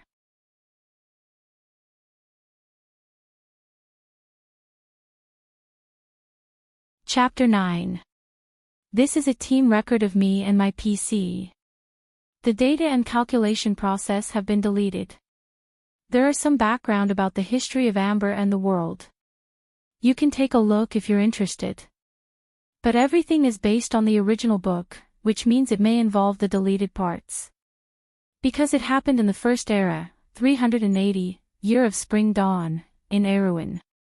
So I'll delete some parts that involve spoilers. Overall, it's a supplement to the main story world. The storytelling rabbit set the channel title as Prologue, Daniel's Great Thief 2240. It was a day in March, month of recovery. Within Erewhon, the cold of Ampere Seal in the north had yet to dissipate. But to the east of Fort Kirkle, near Lake Manowir, the sun was already shining brightly. The forest was already filled with carriages going north and south. In the Mondatin bar near Lake Autumn, a girl sat in the middle of the brightly lit hall. She had long hair that shone like pure gold. Her blue eyes were like the ocean, giving people a sense of familiarity at first glance. But she was wearing a set of silver knight's armor, sitting upright, and there was a Kurlutzian emblem near the collar of the breastplate, proving that the girl was at least a knight from Kurlutz who had traveled here. Her sword lay on the table, and the scabbard was embellished with the most expensive mithril. The spear hanging on the warhorse outside, it was actually a unicorn, had already caused a stir in the vicinity. Many people came to watch. In front of her was a white porcelain teacup filled with tea with cream and honey. There was also a delicate snack. Such a snack would sell for several gold coins in the vicinity. It was hard for the bar owner to get it for her. Thank goodness, for the sake of the money. Elise didn't come out for an excursion because of some noble young masters or young ladies, or for a trip under the guise of a study trip. On the contrary, she came out for a great reason, to punish evil and avenge her sister. Let me add, she ran away from home. But the name of the scoundrel slipped his mind, and he forgot where he lived. But it was forgivable. After all, it was a few years ago. Anyway, after leaving Ampere Seal, it was said that I stayed there for a month, reluctant to leave the noble's private room in the luxury hotel. I suddenly remembered that the villain seemed to have some connection with the Highland Knight. So they turned back from Pedalson, and came to Kirkle's castle by way of Magedum. Stayed by the lake for another month before continuing on the road. But after a lot of hardships, I finally reached the vicinity of Erdek. There's still a week's journey, if I don't encounter anything more interesting on the way. Unfortunately, the young lady had a natural love for the good and the evil. When they passed through the Manawel area, they heard that there was an evil force in the vicinity, a bandit group with an unknown name. Anyway, you followed this bandit group and came to this village in Mundodin. Today, I lost the lead for a while, that's why I came to the bar. The bar here is so dirty. There's a thick layer of dust on the table. Your mission? Yes. This kind of place is really messy, Yizichin said. Home is still the best. But I can't let the bad guy go. Ugh, anyway, it's all that bad guy's fault. Elise clenched her fists and said seriously, don't worry. So, that whatso-and-so is you over there? Yes, you seem to be called boss, right? You really haven't heard about that gang of bandits. Bad guys are indeed good tools to shirk responsibility. But your actions immediately made a few mercenaries near you quickly move away from you, as if they were afraid that you'd mistake them for a bad guy and kill them with your sword. The fat boss ran over with sweat all over his head. My lord, no, my miss. No, this. Miss, how could I? How could I? He stammered his reply that when had a country bumpkin like him ever seen a great man from Kurlutz? Although he heard that the princess in the east had taught Cruz a lesson a few years ago, most of it was just a legend. This. How about this, do you want me to help you ask? Well, go and come back quickly. Elise said matter-of-factly. You saw the fat boss roll away like a ball. Do you want to do anything else during this period of time? Elise looked at the dirty bar, frowned slightly, and went to the door to see Yaya. As soon as you walked out of the door, you saw that the outside was surrounded by 3 layers of people. They were all farmers from the countryside, wearing the traditional clothes of the farmers in the southern mountains of Erewhon. You've only seen it in books about human geography before, but now the legend has turned into reality. The crowd made a buzzing sound, and then they all moved aside to make a path for him. You've seen Her Majesty the Silver Queen's appearance in the capital. At that time, the crowd was probably like this. You still remember it vividly. Then you saw your unicorn. She looked at you with some resentment, as if you shouldn't have put her in the stable. Elise ignored the crowd, walked in front of Yaya, patted her head, and then led her around the belt to relax a little. No problem, because Yaya is very beautiful, so it's normal to get attention. Get used to it. But they actually fed me grass, he said. It's grass. The unicorn complained in a soft woman's voice, who wants to eat that kind of thing? I'm not a horse. Sounded like a little girl throwing a tantrum. In fact, she was a unicorn that had not yet reached adulthood. Hey! They actually fed you grass. How can grass be eaten? What a prank. Yes. So you complained and wandered around the surrounding countryside, and spent about half an hour to return to the bar. It has to be said that the scenery near Manawel is not bad. Of course, it can't compare to the Empire. The round boss has been waiting for you for a long time, sweating profusely. If you hadn't left your sword in the shop, I'm afraid he would have thought that you ran away after ordering a few gold coins worth of food. Ah, miss, you're back, he said to you, wiping his perspiration. So, how is it? Has there been any inquiry? I inquired from the adventurers nearby, and there seems to be such a gang of thieves nearby. Just last week, a caravan was robbed by them. Oh, no, it was stolen. It's not plundering anymore.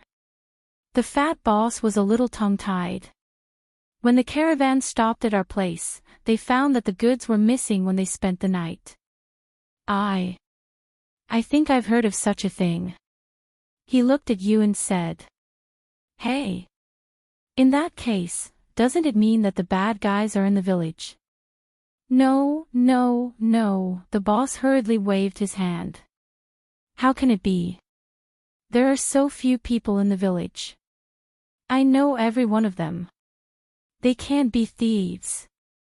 That is to say, the bad guys sneaked in at night. Big, probably. Is that so? I understand. In short, it's good to know the clues. Elise casually took out a gold coin and placed it on the table. Then, she left the bar with her weapons. Go to the garrison. Go over there and ask about the situation. You left the bar under the boss's dumbfounded gaze. The garrison of Mondaton's garrison was actually a house by the lakeside woodland, on the edge of the town. You came here under the guidance of the villagers. You walked over and observed the lonely house carefully. The door of the house was open. Inside was a single room. There was a bed against the wall. The garrison uniform and spare shoes were casually thrown beside the bed. Then, there was a handmade desk by the window at the side. The desk was piled high with maps. And the wooden plate for eating, with the remains of cold food on it, and the flies fluttering about it.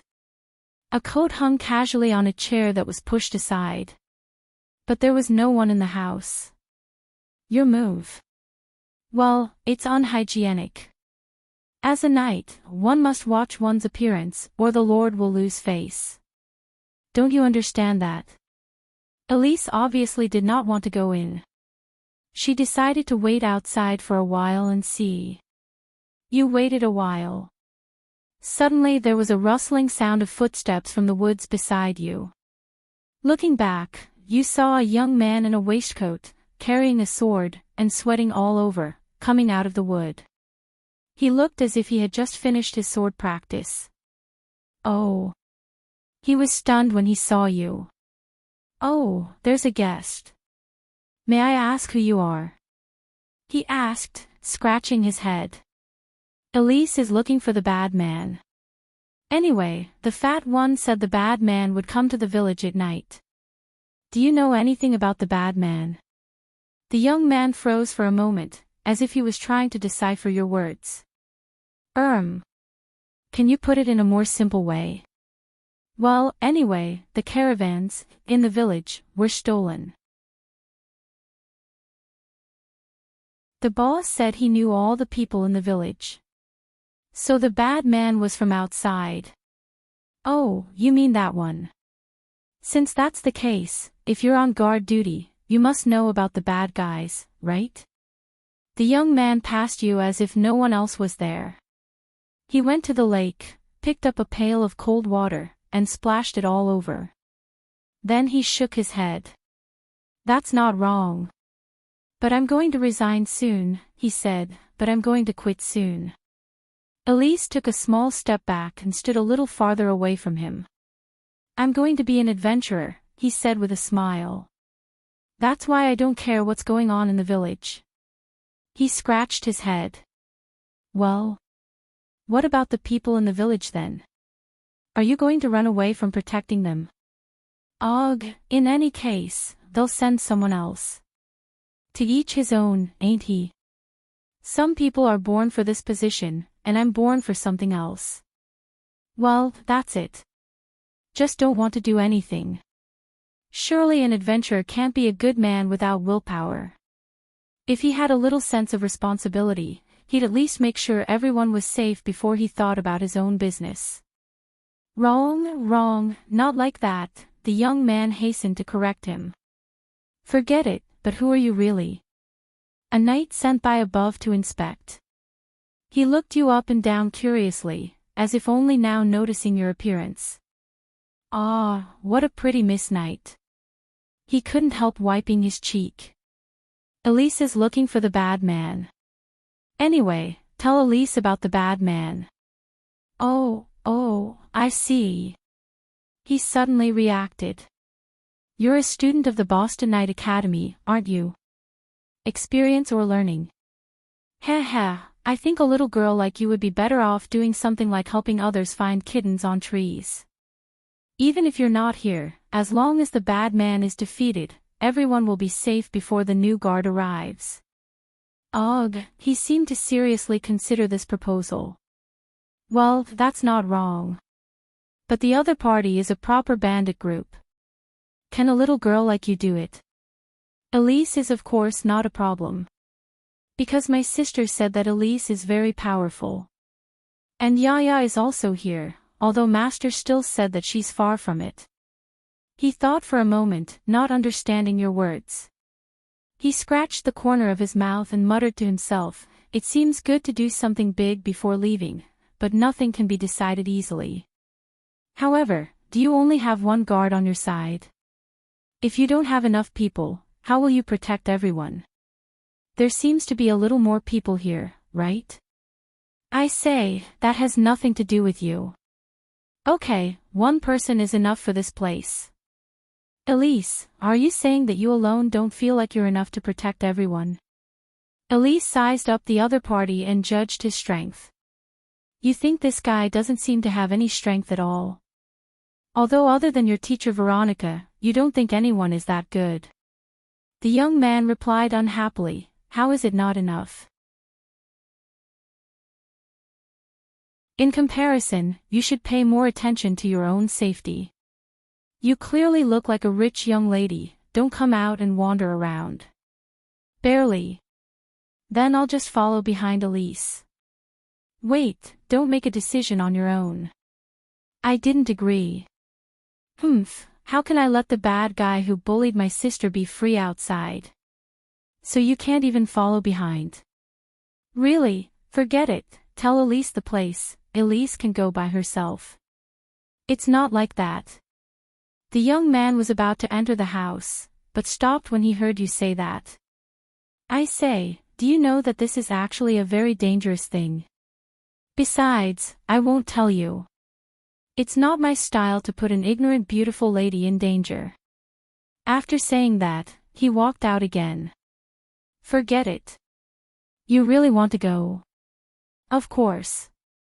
He looked you up and down.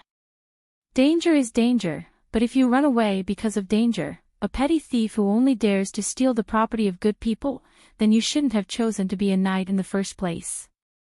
How about this, I'll use one hand to fight with you once. The young man thought. Seeing that you're wearing a knight's outfit, it shouldn't be a problem. If you can survive 2 rounds of my attacks, I'll take you with me. How about it? But don't lose to Elise. The young man obviously didn't take your words seriously. He picked up a wooden sword. You go first, he said with a smile. Elise unsheathed her rapier and searched for a suitable place to fight. Are we going to fight here? Got it. He took the starting stance of Erewhon's military swordsmanship. Elise raised her rapier and made a standard knight salute, taking the usual starting stance taught by her master. You still have a chance to give up.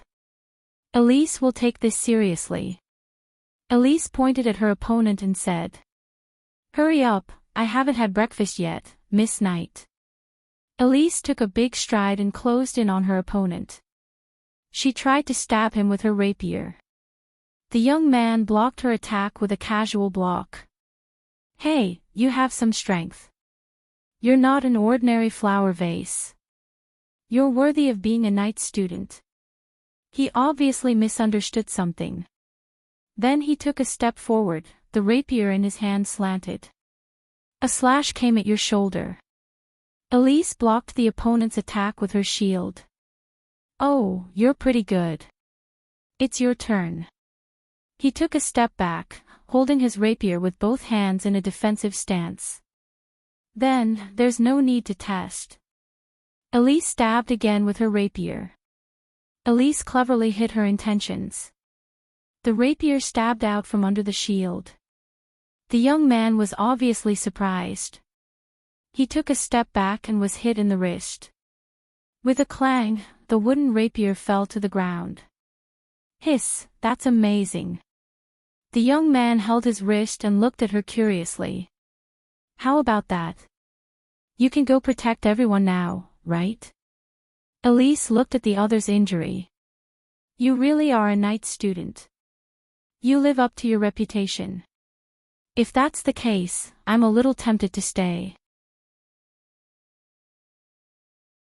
After all, the guards have the opportunity to be recommended into the academy. The young man nodded. All right, then. But you'll have to come with me to investigate first.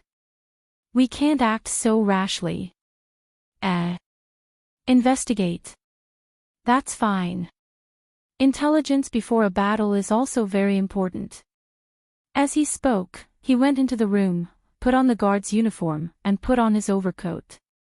Then he picked up the scabbard hanging on the wall, buckled on his belt, put on his helmet, and put on his boots. When he came out, his whole person was renewed, and he looked a little valiant. I forgot to introduce myself. The young man closed the door, then turned to you and said, I'm Fraser. And you, Miss Knight? Elise Meredith. That's hard to remember. I'll just call you Elise, she said with a smile. I'll let you call Elise by her name. Be grateful. Thank you, my ass. As he spoke, he let out a mottled horse from the back of the room. Then he looked at you and asked, Do you have a horse? You're a knight. Don't tell me you don't have a horse. I don't want to walk to the village with you.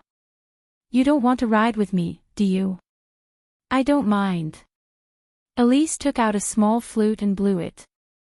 Yael trotted over at once, complaining about why you didn't come to play with her for so long. It doesn't matter, Yaya. I'll punish the bad guys later. With the sword of justice, I'll sweep away those cruel people who bully the weak. Elise skillfully mounted her horse and pointed her sword in front of her as she spoke. Sisters of one heart, their sharpness can cut through gold. The unicorn hummed happily in reply. Frey's eyes were glued to the screen. He looked at you. Are all the sergeants of your Royal Knight Regiment so exaggerated? Are you the daughter of some great nobleman? Let me guess. I heard that Duke Cypher's daughter is about your age. Could you be some princess? That being said, the young man nimbly mounted his horse. I'm not some Cypher. That's true. With such words, you walked into the village together. The young man seemed to have some prestige here, and soon asked for the information he wanted. You were at the crossroads of the village. After he confirmed the information, he turned around and said to you, now there's a place. Want to hear it? He said, looking pleased with himself. Say it quickly. Of course. I've asked around. There's a caravan that's going to stay here tonight. They seem to have come from. Well. Fraser slapped his forehead. Forget it, I forgot. Anyway, that's what happened. If the bandit group is still nearby, they'll definitely come back to steal again. If they've already left, we'll go home and find our mothers. What do you think? I'll reluctantly accompany Miss Knight to wait in the wilderness for a night. I won't lose out anyway. That's fine. Those bad guys will definitely appear. So be it, then. He looked at the sky. Well, it's still early. Why don't I treat you to dinner? Our specialty here is trout. Elise shook her head. Elise will take care of her own dinner. He's that good. Then why don't you treat me? Because my sister said I can't have dinner with anyone casually. The drill master seems to have said something similar. The young man was obviously more interested in the proposal. No problem. Can't you fight until you're full? Good. It's nice to be a rich lady. Miss Knight, do you think I'm qualified to marry you? He asked at once. If that's the case, Elise feels that Dad won't agree no matter what. Then we can only forget about it. Frezzy shrugged his shoulders. So dinner was a big dinner of trout at a fisherman's house recommended by the young man, which was said to be the offspring of the golden trout of the lake. Anyway, it cost 10 gold pieces. But it tasted pretty good. You saw that fellow Frezzy go back with the fisherman to settle the bill after dinner. They say he saved you a lot of money. To make you feel that this person is somewhat reliable. But you always felt that the fellow seemed to be very happy after dinner. You came to the caravan. After explaining the purpose of his visit and proving his identity, Yizichin asked. The other side, of course, was very glad to accept your help. After all, it was a pleasure to get the help of the local garrison when you were out on a business trip. Dusk was coming on quickly. You hid with Frezzy in a thicket near the caravan. You stared nervously in the direction of the caravan, as if a thief would appear in the next moment. But the young man was next to you with his hands on his pillow, biting a blade of grass, as if someone would carry the sky even if it fell down. He looked at the darkening sky through the gaps between the canopy of the forest. Stars began to appear in the sky. That. Miss Elise. Miss Knight. 022. He turned back to look at you. It's still early now. No matter how stupid the thief is, he won't appear at this time. Why don't I tell you a story? Elise looked at him doubtfully, as if questioning why he would do something that might disturb the thief. Well, that's fine, but keep your voice down. Yes. What kind of story do you like to hear? He asked in a low voice. Elise waved to Yaya, indicating that she should come over and listen. Just tell the story you want to tell. Then have you seen an undead before? Those skeletons. Elise thought for a moment. I've seen him in magic class. I've seen him in class. That's good. You know, to the east of our country is a kingdom of the undead.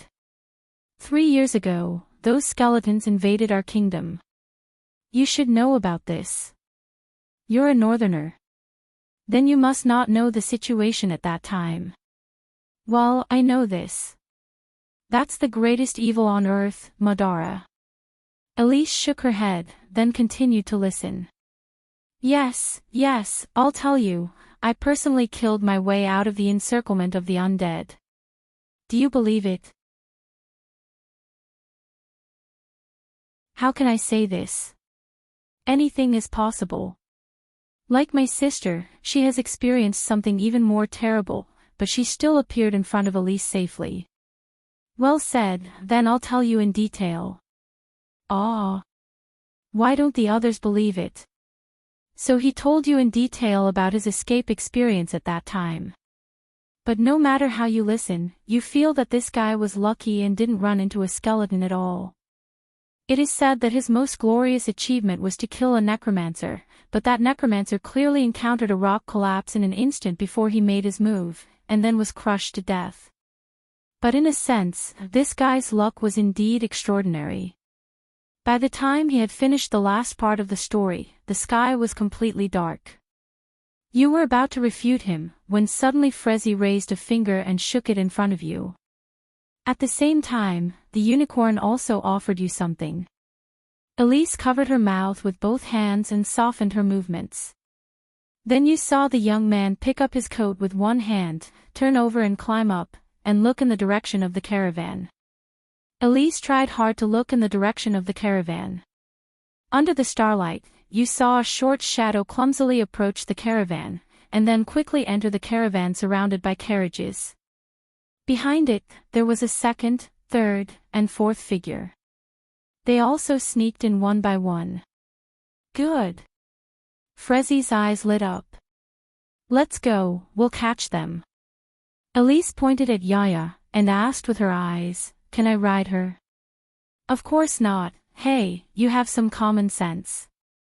He looked at you, and shook his head. You have to take off your armor too. You don't want to alert the enemy, do you? Quick, I'll go first and wait for you over there. With that, you saw him immediately and carefully climb out of the bushes, and crawl in that direction. Anyway, you can't look. I know, hurry up. Elise took off her armor in a panic. His voice came from outside the bushes. It took you a few minutes to take off your armor with difficulty, revealing the knight's uniform underneath. Fortunately, this armor was specially made for you by Veronica, and you can wear it alone. Elise hung the armor on Yaya's body, then carried the sword and shield as she carefully followed Yaya. You saw that Frezzy was already very close to the caravan in the starlight. And it was at this moment that you saw a short figure jump out of the caravan. The fellow looked at you in the moonlight and pointed at you. Vermin. Come on. You saw that Frezzy was the first to react. You threw the overcoat in your hand at the short figure. But it didn't hit her. She nimbly dodged it. You were about 60 feet away from the caravan, and there were thorns all around you. Elise stepped carefully over the obstacles and hurried towards the caravan. Humph. Don't try to fool me with your tricks. You heard a self-satisfied voice. Then the little figure took out a book and read aloud a passage you couldn't understand. Show yourself. There was a soft thud. There was a sudden burst of bright light above your heads. The dazzling light made you squint your eyes involuntarily. Then you could see with difficulty. Beside the caravan stood a little girl with a big white wizard's hat on her head, a staff in her hand, and a white scholar's robe. She looked at you with a smug face.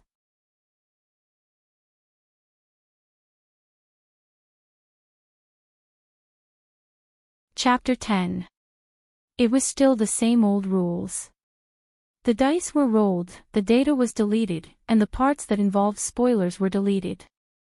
Time, April, 380, year of spring dawn, on the border between Karsuk and Madara. Asterisk the storyteller rabbit changes the topic to prologue, Darniel's great thief. A gentle breeze blows over the meadow, and the afternoon sun is a little warmer. The Skyva forest on the border, as far as the eye can see, is as still as an emerald, with a touch of soul-stirring deep green. The town is a faint arc at the end of the horizon, and only the smoke of the chimneys proves the existence of the port in the north. You move slowly along the country lane with the patrol. This is not the first time you have patrolled this road. The borders of the Skyva forest are a breeding ground for countless crimes. Smugglers and robbers run amok among them. Occasionally even Madara ghosts invade the territory of the kingdom. Only in the past Mr. Harris would have led you himself on his horse. Today is a little special. This is the first time you have led a team since your promotion to captain. You sit upright on the horse, your chainmail clattering with the jolt. You have checked your weapons carefully before you set out.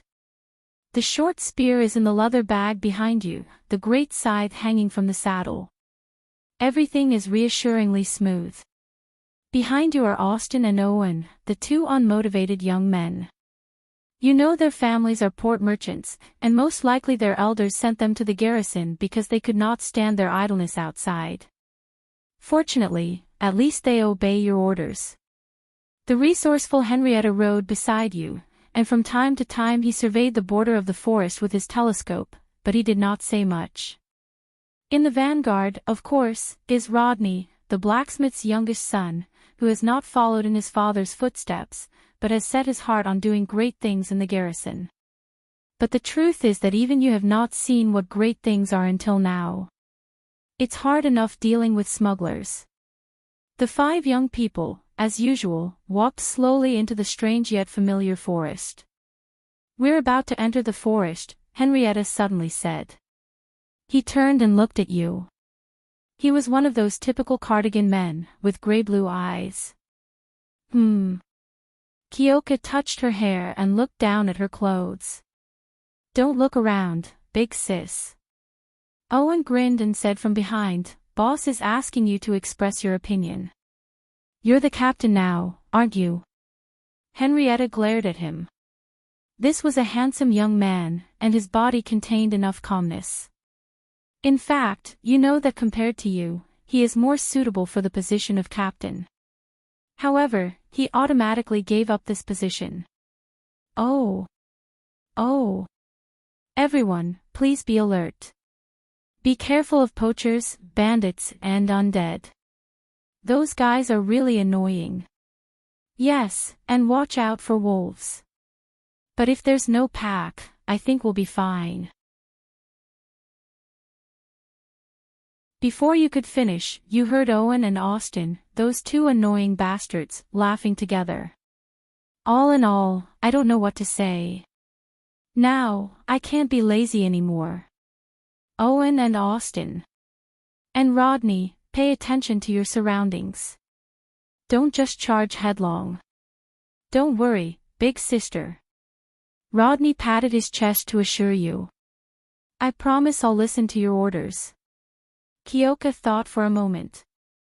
Mr. Harris had said something like that before. She thought it sounded familiar, so she said the same thing to Mr. Harris last time. However, a few days ago, he was punished to swing his sword 10,000 times because of the same reason. Well then, I'm sorry to trouble you. Henrietta, please take care of them. Kyoka said to Henrietta, a little embarrassed. Only Henrik nodded. I know. It's not a problem. 10 minutes later, you slowly entered the forest. Just like always. After you entered the forest, it became quiet. Only the occasional chirping of birds broke the silence, coming from a certain direction. For normal people, it would be creepy. But after you got used to it, you weren't so scared anymore. The temperature in the forest was lower than outside, supposedly because it was close to the Black Forest. Kyoka sat on the horse and scanned the surrounding area carefully. Therefore the forest of Skyva is not safe. Henrietta will ride beside you and help you to keep an eye on the other side. According to the rules, you had to travel along the edge of the forest and pass 3 outposts. No one was stationed there, before you finished your day's patrol. Because the forest became deadly at night, even smugglers would choose to meet at the border at this time of the day. All of a sudden you heard a whisper at the edge of the forest. Careful. That sound was usually made by some animal running through the bushes. But in this forest, it was already a dangerous signal. There seems to be some movement over there. Henrietta heard it too. He drew his sword immediately. Owen and Rodney were the only ones who didn't seem to know anything. Kyoka took out her spear. I smell it too, Rodney said, sniffing his nose. You know how sensitive his sense of smell was. It smells like the undead, a rotten stench. Kyoka stared in the direction of the sound, ready to throw it. The dead. Kyoka put her spear back on her waist and replaced it with the huge scythe on her back. I'll go take a look. Wait for my news. With that, Rodney plunged into the bushes ahead with a crash. You must be careful, he said. He didn't even give you time to react. Henrik looked at you as if he wanted to say something, but in the end he could not. I told you not to charge headlong. Remember to remind him next time, he sighed. Haha, that guy's got no brains. Rodney laughed. It's not the first time Mr. Harris taught him a lesson. It's no use. My condolences, Ma. M. Owen said the same thing. At that moment you hear a whistle. You don't listen to me until the end every time. And stop laughing and joking around. There might be some dead around. Big sister, come over here quickly. I found something. Kyoka dismounted and picked up her scythe. It must be a great case. He exclaimed. Oh! Oh! Everyone, watch out! Rodney's voice was so loud that it almost shook the leaves off the forest. Henrietta dismounted with you. Next, there were two guys who were laughing and joking. Everyone had their swords in their hands. Kyoka moved towards the direction where Rodney was speaking. The others followed you through the thicket. Soon you parted the layers of leaves. A dilapidated carriage came into view. What did you find? Kyoka looked at the carriage. It was a four-wheeled carriage, half of its roof gone, its cargo scattered on the ground. The trunks were scattered all over the place, but they were empty. There must have been two horses pulling it, but only one was left, and it lay on the ground, its carcass half rotten. The flies buzzed round the horse's body. Is it a smuggler's carriage or a regular merchant's? The rancid smell also came from the corpses. Kyoka wrinkled her nose and asked Rodney, who had found it first. I don't know. Captain, why don't you take a look? The question apparently stumped Rodney. Ugh, let us first see what has caused this, he said. Kyoka thought for a moment and found she could not recognize it. It's a merchant's carriage, answered Henrietta with a sigh. You heard Owen and Austin chuckle behind you again, but not too loudly. Well, thank you very much, there are a lot of merchants on the border. I can't remember. Kyoka thanked her softly and went to examine the horse's wound. That's all right, Henrietta said, shaking her head. Well, it doesn't look like the work of a wild animal. Looks like it was deliberate. You feel Henrietta poke you in the elbow from behind. Kyoka looked back at Henrietta. He blocked Austin and Owen behind him and wrote a word in front of you with his hand, arrow wound. Is this a premeditated ambush? Henrietta nodded. Then he pointed his finger at the horse's head. Only then did you notice that there was half a broken arrow there. Because it was too inconspicuous, it was overlooked. Then you notice that the other half of the broken arrow is scattered not far away. Kyoka walked over to the empty container and squatted down beside it. She looked at the ground around her. You found a number of footprints. You will find that these footprints are scattered chiefly around the coach, of varying depths. But they were all about the size of a human hand, which suggested two possibilities. Either the perpetrator was a child of a human being or some other humanoid. Or a smaller race, halflings, goblins, or kobolds are all possibilities, as far as you know. You have not yet discovered. The lighter footprints were from the outside in, the deeper ones from the inside out. Do you want to follow the deeper ones? Ugh, have you found anything? Henrietta knew you were good at tracking. Captain. She asked specifically. Captain. Did you find anything? Captain. Look here, it looks like it was made by a group of goblins or kobolds. You heard Austin and Owen in the background mimicking Henrietta's tone. Wow, Captain is awesome.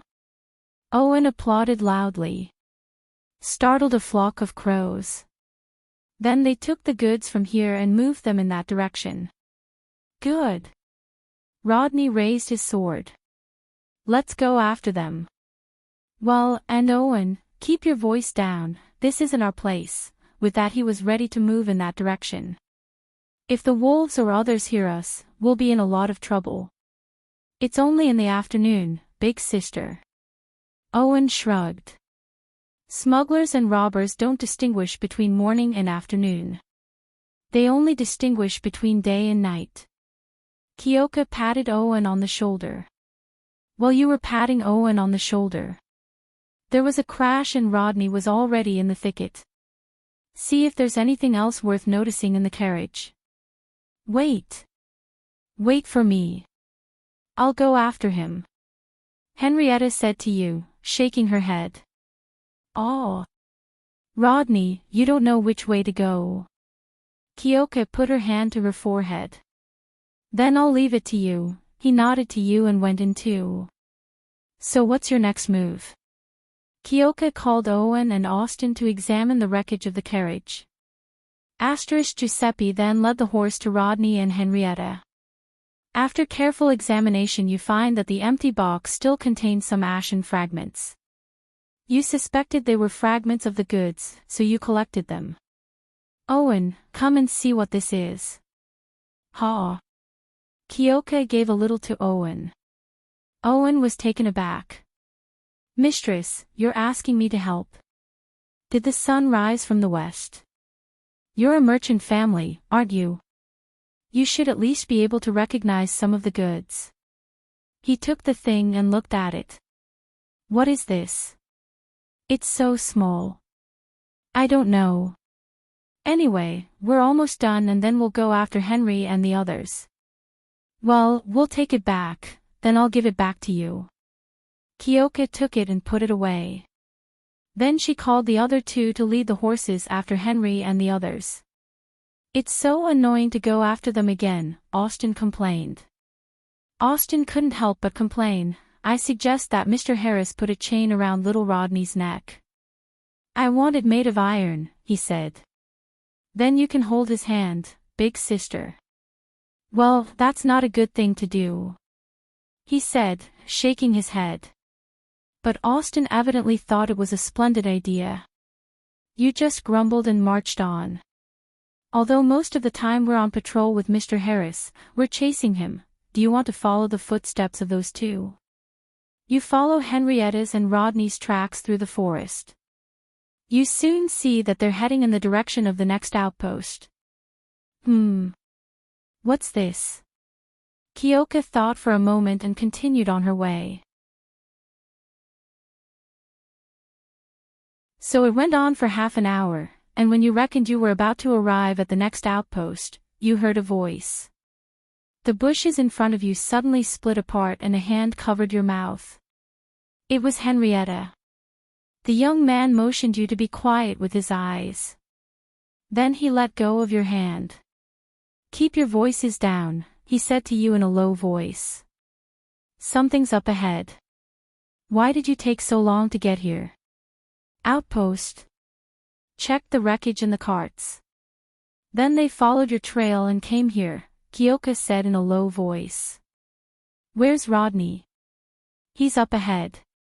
You can come over here. He glanced at you and made a gesture to be quiet. Then he lowered his body and slipped into the bushes. Goblin or kobold? He didn't answer. He motioned to you to come on. Kyoka crouched down and followed him through the hole. You followed Henrietta through a small grove of goose-eared mahogany and found Rodney lying on his stomach on a small slope ahead. You knew that slope well because below it was the outpost where he usually rested. Rodney was looking through a telescope at something below.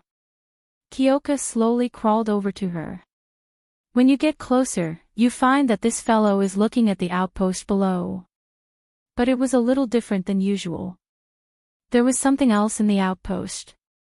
The outpost was a lonely wooden hut in the forest, but half of it had been torn down.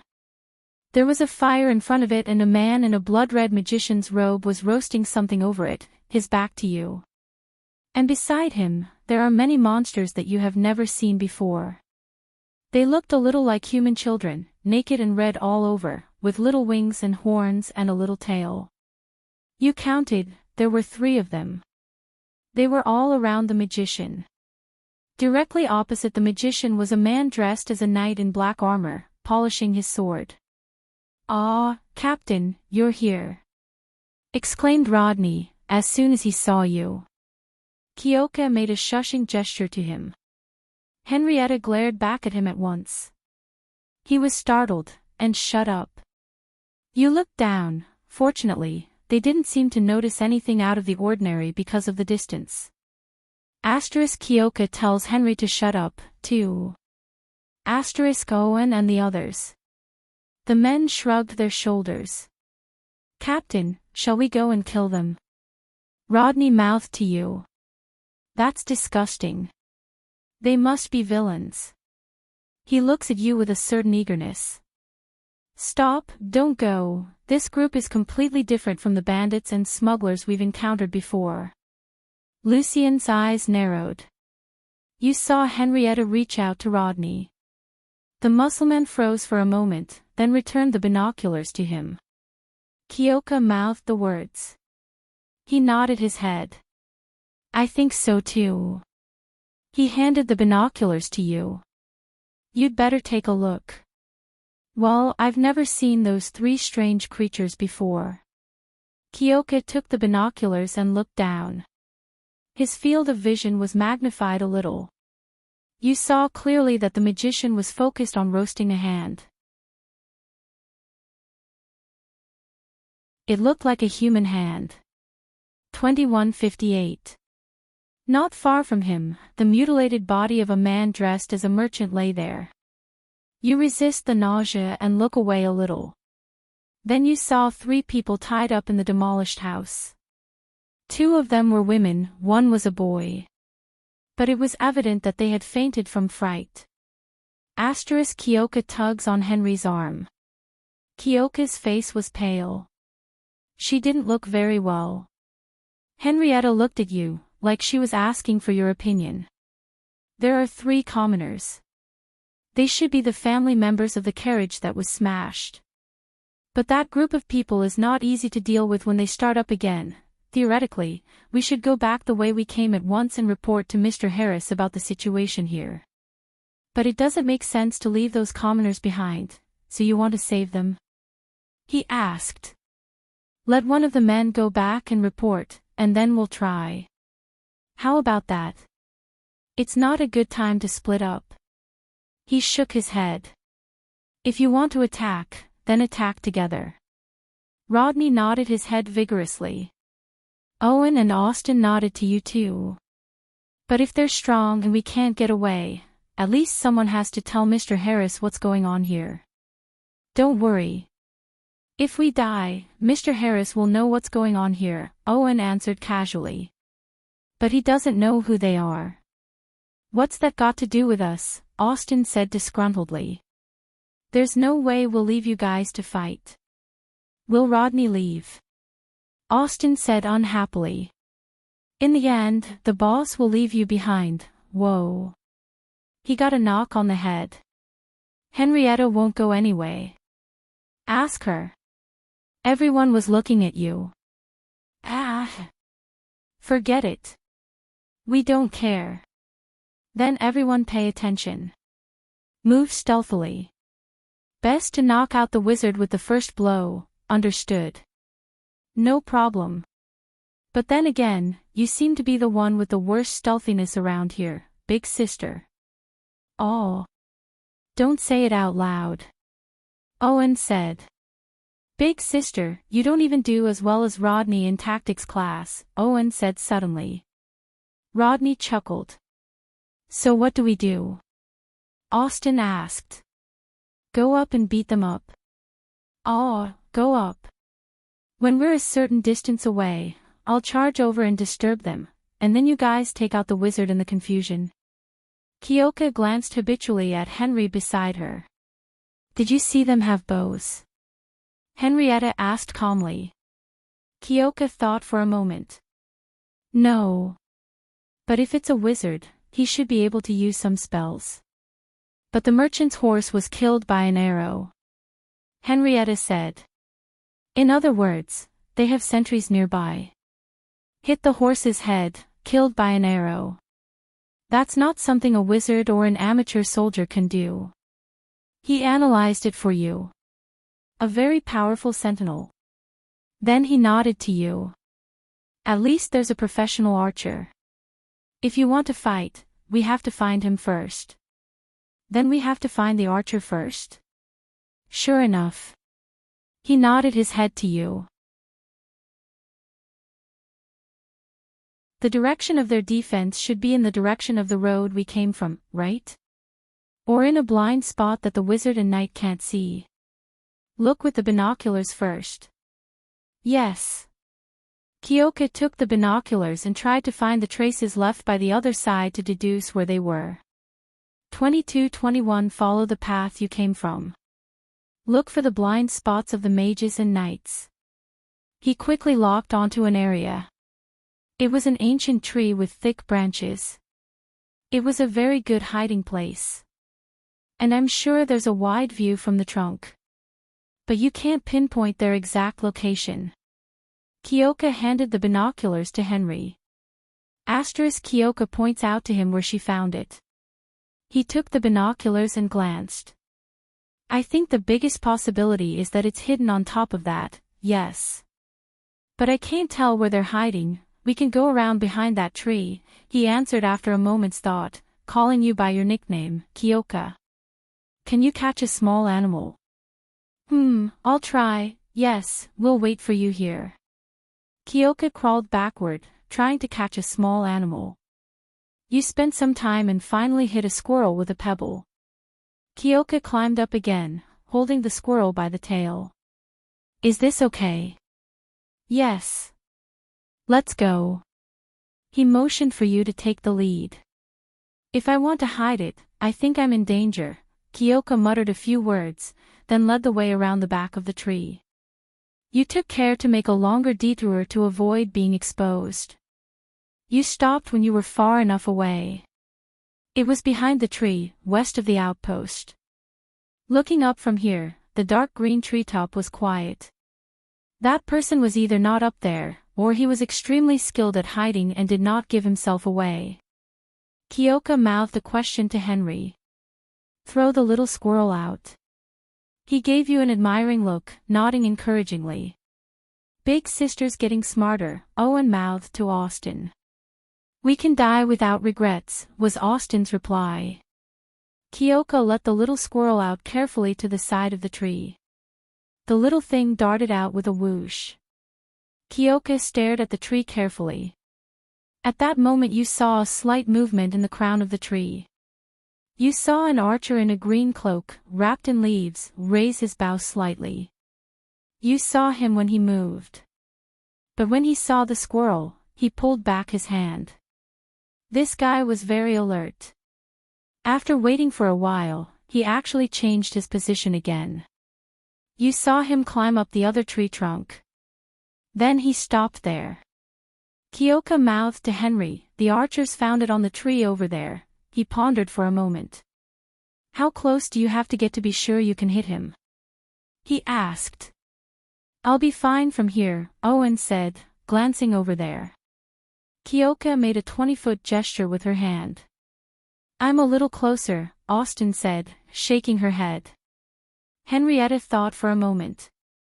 Kyoka, get as close as you can. I'll cover you. Let Owen and Austin shoot first. If he's not dead, you go up and shoot him first. We may have but one chance, he said. Is that okay? He looked up. It was the first time you'd seen him talk so much. Understood. It's not a big problem. That's good to hear. Kyoka put her scythe back on her back and took down a spear. Kyoka began to crawl as far as she could toward a position where she wouldn't be seen. Henrietta lifted herself up a little and motioned to Austin and Owen. Then she looked back at you and Rodney. Let's go. You had to crawl at least 60 feet to make sure you were within shooting range in a single charge. Henrietta and Rodney were behind you on either side. You watched the archer in the canopy nervously. For a moment you noticed him move slightly. Frighten you to a halt. But luckily he didn't turn his head until you were sweating all over your head and crawling to the place you were supposed to be. You blushed and turned to see Henrietta giving you the thumbs up sign. And it was at this moment that you saw him turn his head and make a sign to the two behind him. Kyoka took a deep breath. Kyoka turned and stared at the target in the tree. You hear 4 soft twangs of the bowstring. You don't know how many arrows he took, but the guy obviously grunted, and one of the arrows missed, flying under the tree trunk. Clang! It hit another tree. You saw the fellow topple off the trunk of the tree. Then it was motionless. But the sound of something heavy hitting the ground alerted the sentry post. You saw the wizard and the knight get to their feet and look this way. Kyoka ran to a nearby tree and swapped her spear for her scythe. She held the scythe in front of her. Henrietta seemed to be trying to catch you but couldn't. You could only shake your head and follow her, sword drawn. Rodney, too excited to control himself, rushed forward with his axe in both hands, shouting, "Do, do, do, do, do. Cover us, Owen." "Owen, Austin," cried Henrik, coming to your side and shielding you with his sword. "Be careful.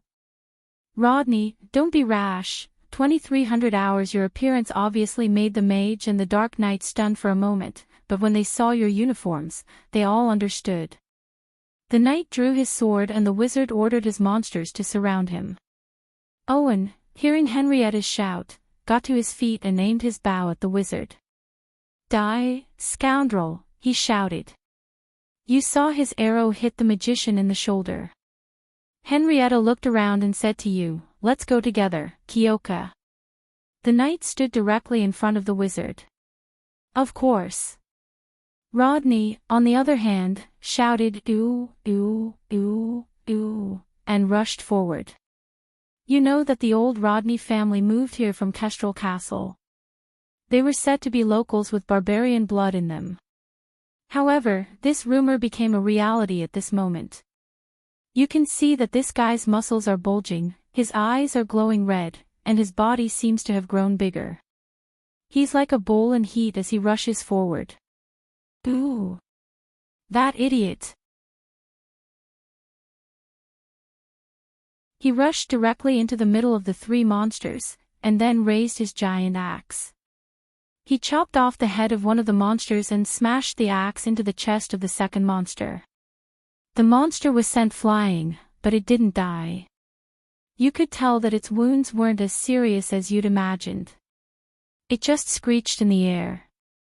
Ooh, ooh, ooh, ooh, ooh. The mage was obviously shocked. He quickly took a step back, then picked up the spellbook in his hand and started chanting. Then all of a sudden, a cloud of smoke rose from the ground.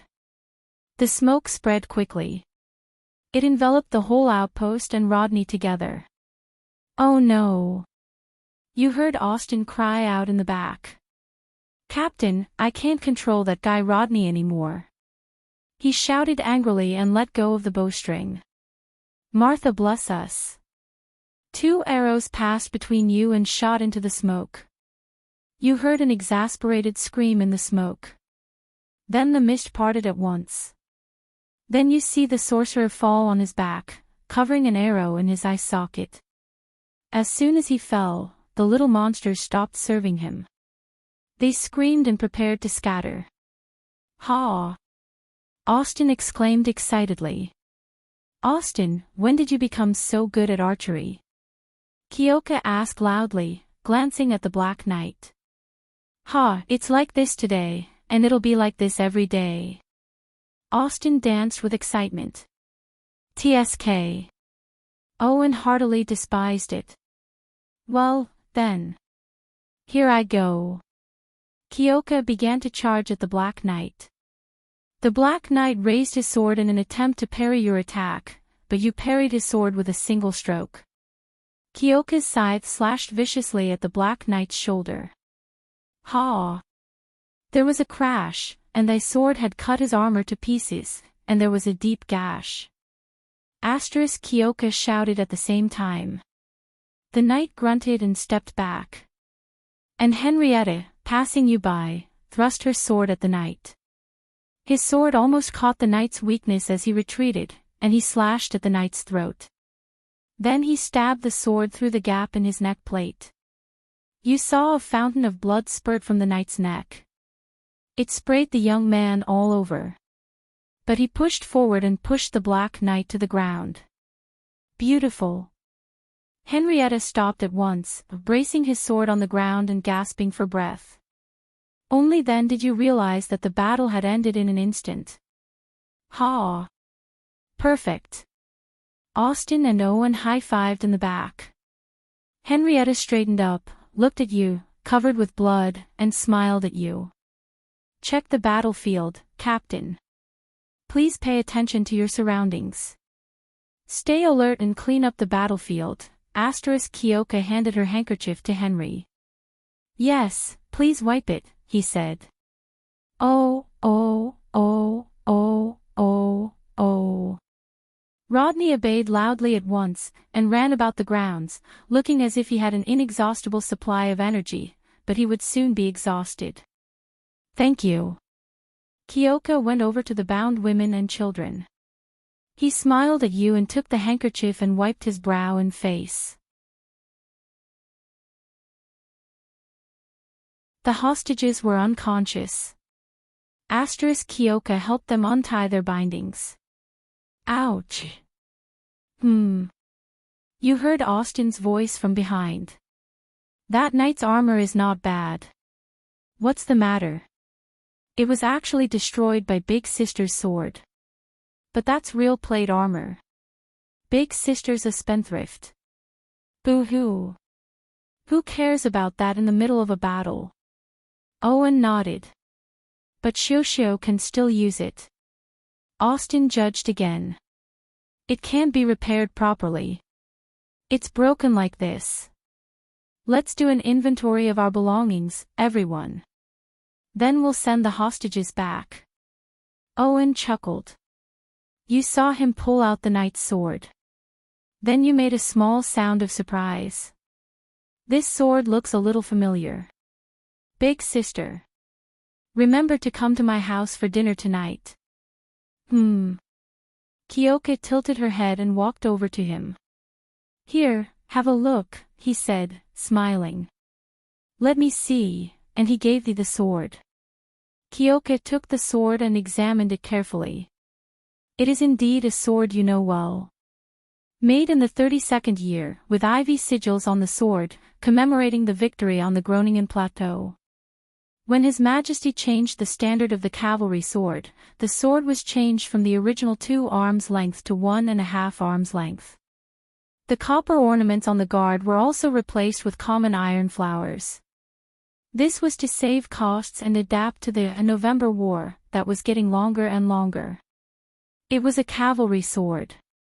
But the point is, that sword is engraved with a name that you will never forget for the rest of your life. Hubbard Samar. The name of your father.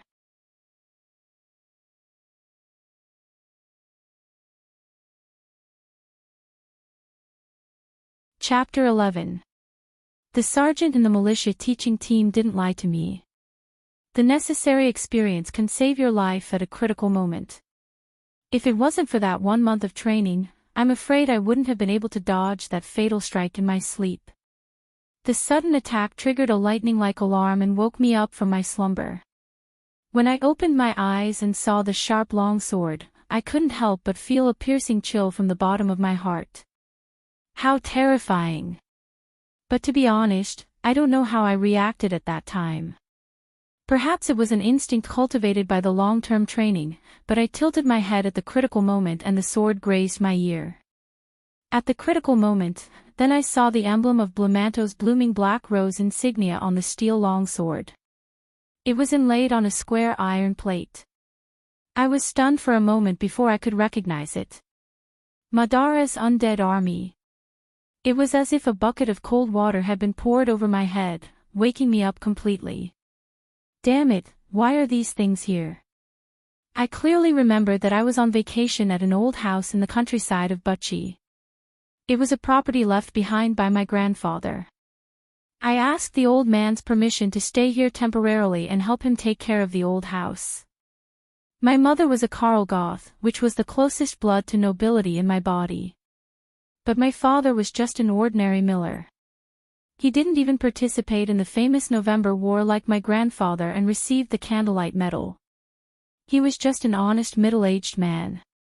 As for me, I was just an ordinary young man who could be found anywhere in the kingdom. My biggest dream was to join the army or go out on an adventure and earn a big family fortune.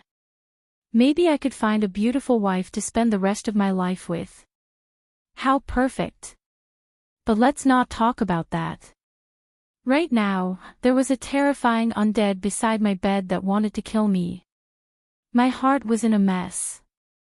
Fortunately, the things that the instructor taught me were still in my head, and I didn't throw them out of my head because of my chaotic thoughts.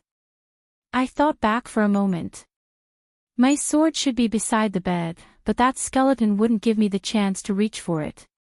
Now I realized that this wasn't a good habit. Next time, I'll remember to put it under my pillow. Of course, these thoughts only existed for a moment in my plan. I instinctively jumped out and rolled off the bed. At the same time, I pulled the skeleton that was standing next to my bed to the ground. At this moment, I remembered every word that the instructor said during the first combat lesson. Remember, these are Madara's lowest soldiers. They are driven by pure soul fire. They move slowly, lack intelligence, and are weak. However, before I could finish my thoughts, a huge force surged from below me. It was as if I wasn't suppressing a skeleton, but a bull. In short, an irresistible force sent me flying outwards, and I slammed into a cabinet on the side. I heard my bones and my bookcase groaning in unison, and I gritted my teeth at the excruciating pain coursing through my body. But I shook my head to shake off the dizziness, because I remembered what I had to do. In my shaky vision, the skeleton had stood up to pull out the sword it had stuck in the bed. Its movements were indeed very stiff, but how could its strength be considered weak? But I had to turn around and run because the guy had pulled out its sword and became a dangerous presence again. As for me, I knew that I was no match for it. Even if there were 3 of me, I wouldn't be able to defeat it. More importantly, I didn't have a weapon in my hand. My sword was blocked by it. Of course, I believed that it was just a coincidence because skeletons don't have intelligence. As I scrambled to the door, I could not help cursing my bad luck, for I saw that the door to the hall below had been smashed open and a cold moonlight spilled in. The moonlight would have been poetic if it had not been for the fact that there was another set of white skeletons in the hall. I noticed that this Madara low-level existence had just walked in. It was holding a steel sword in its hand. The skeleton was wearing Madara's chainmail, and it was wearing a black helmet.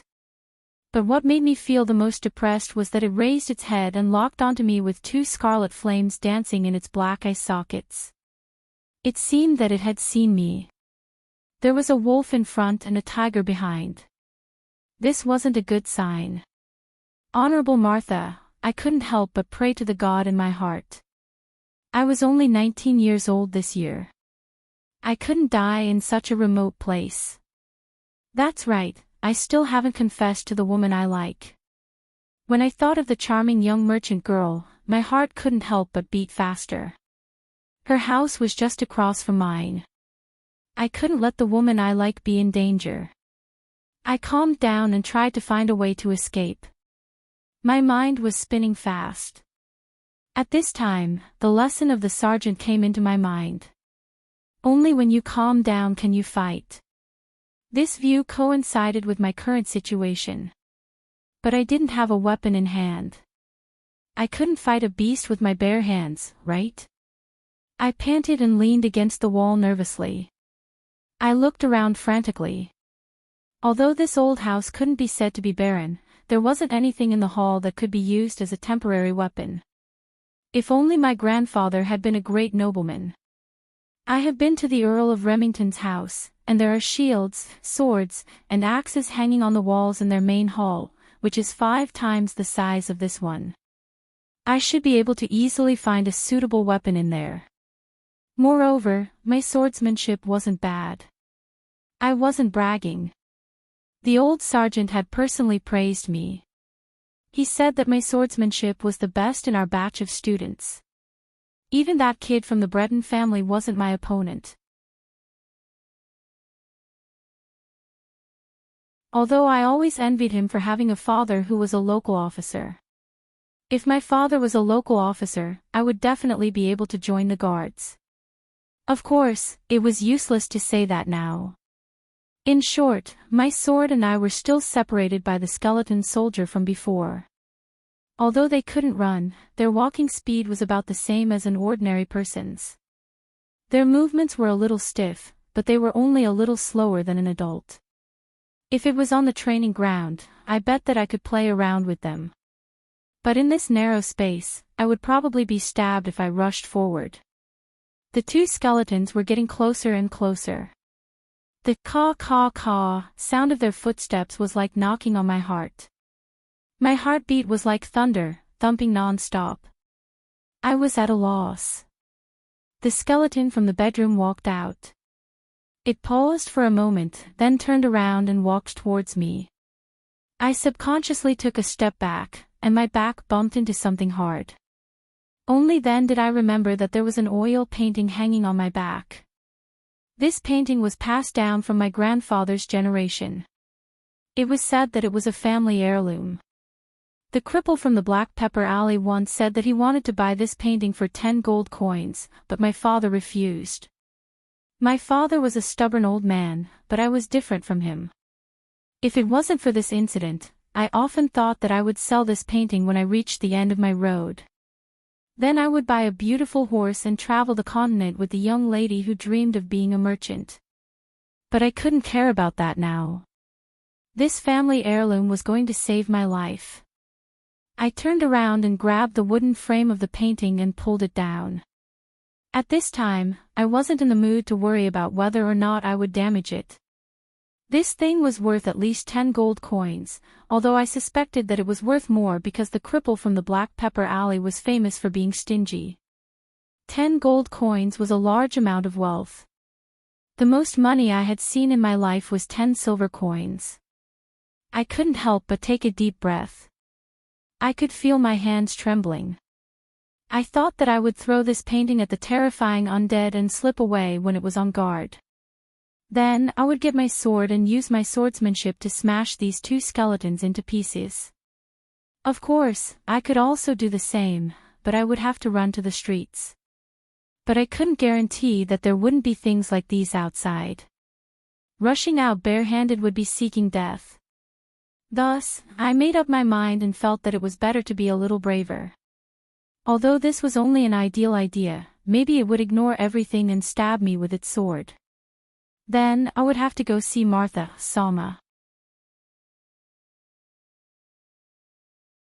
I couldn't help but think, would they erect a tombstone for me that would say, "Poor Brando, he obviously guessed wrongly." I shuddered and quickly shook my head to get rid of the ghostly thought that was occupying my mind.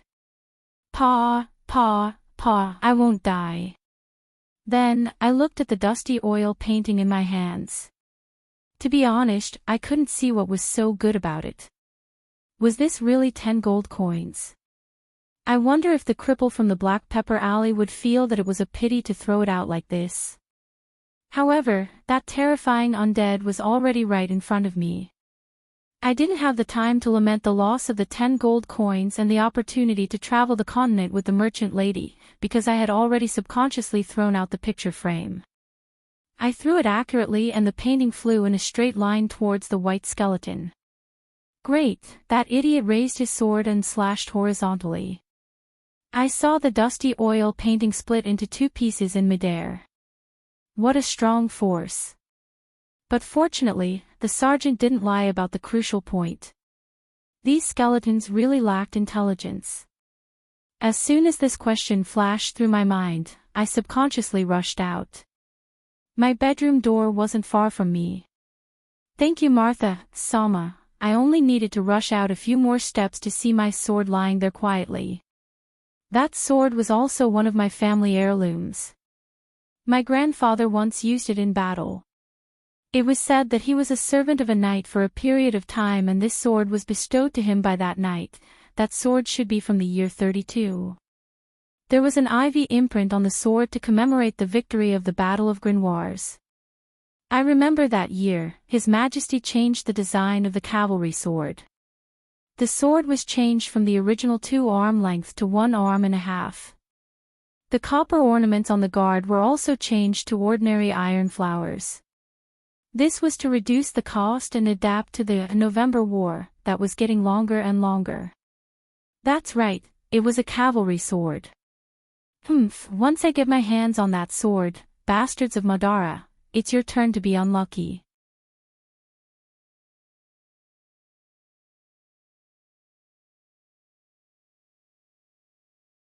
Chapter 12. Warning, excessive blood loss, life is in danger. Warning, heart and lung function decline, life is in danger. When Sophie woke up, the high-frequency warning sound from the previous fierce battle was still echoing in his mind.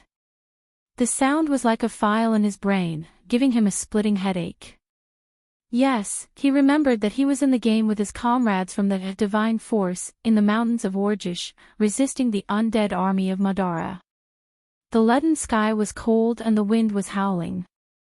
Countless dark creatures were pouring down from the dagger-like steep mountain peaks.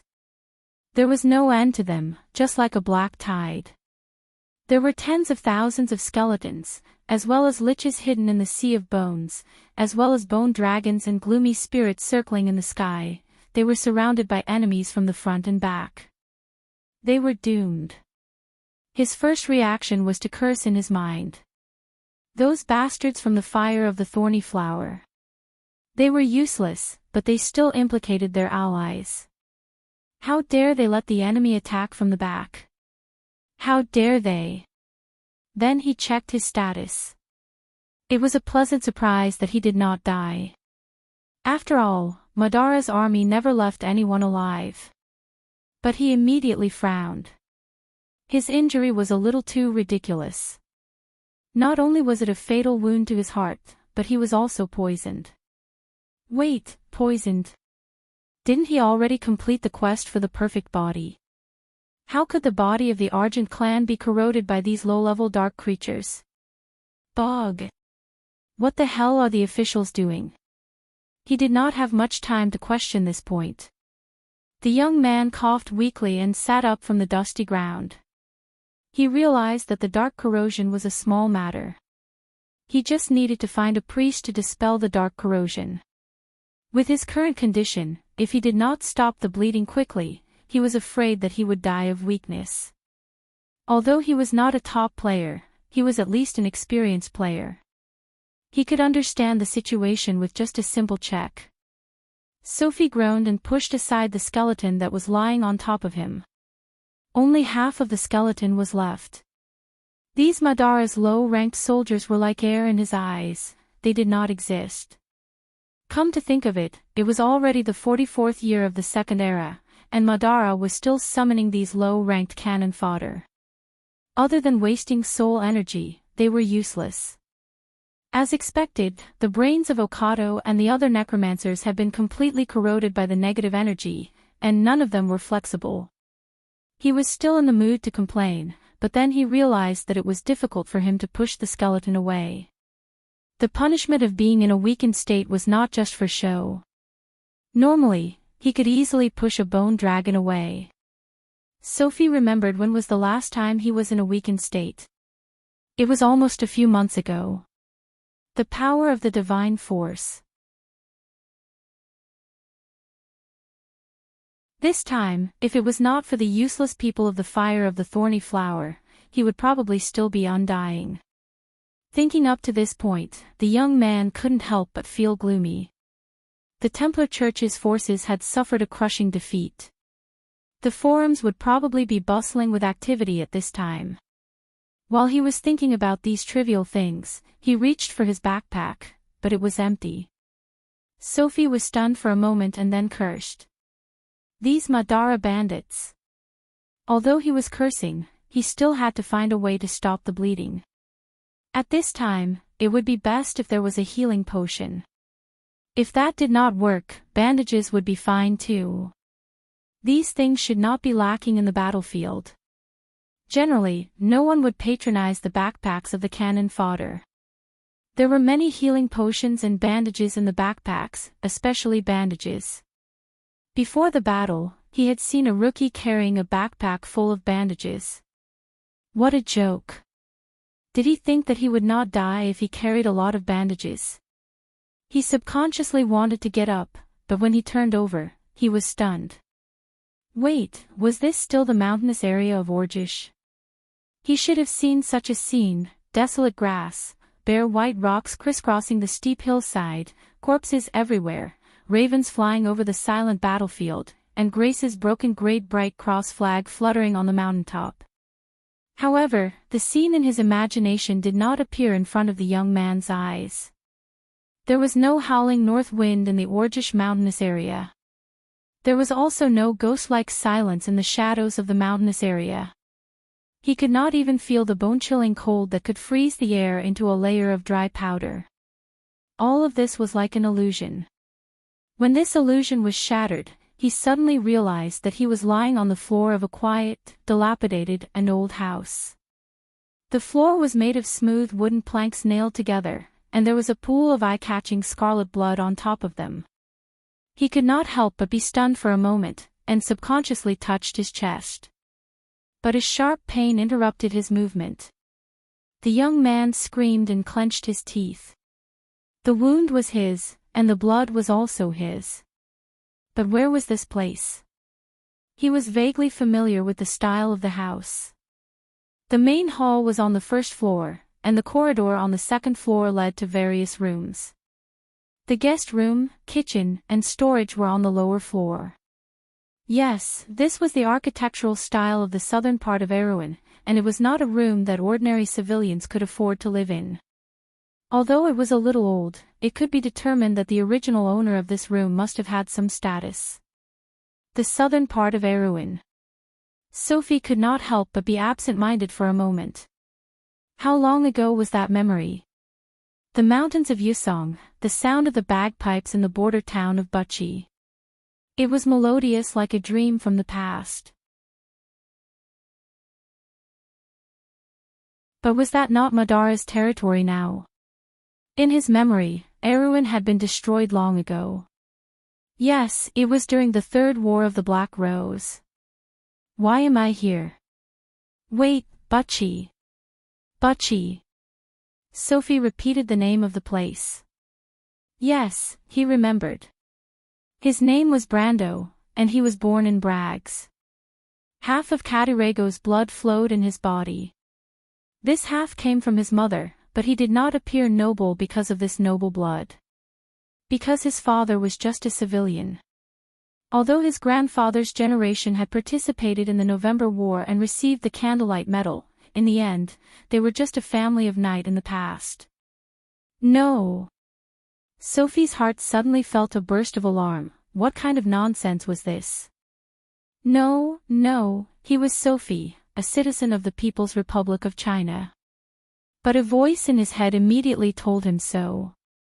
You are Sophie, and also Brando.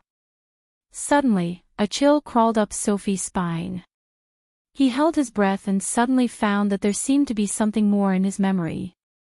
It was the memory of the young man called Brando, like a tide rushing into his thoughts. Or it could be said that an uninvited guest had rashly barged in. Sophie's breathing became hurried, and his pupils dilated. He immediately remembered that sword that made his heart palpitate, and that terrifying white skeleton. He struggled to get rid of this terrible scene, but as his memories became more and more vivid, he became more and more exhausted.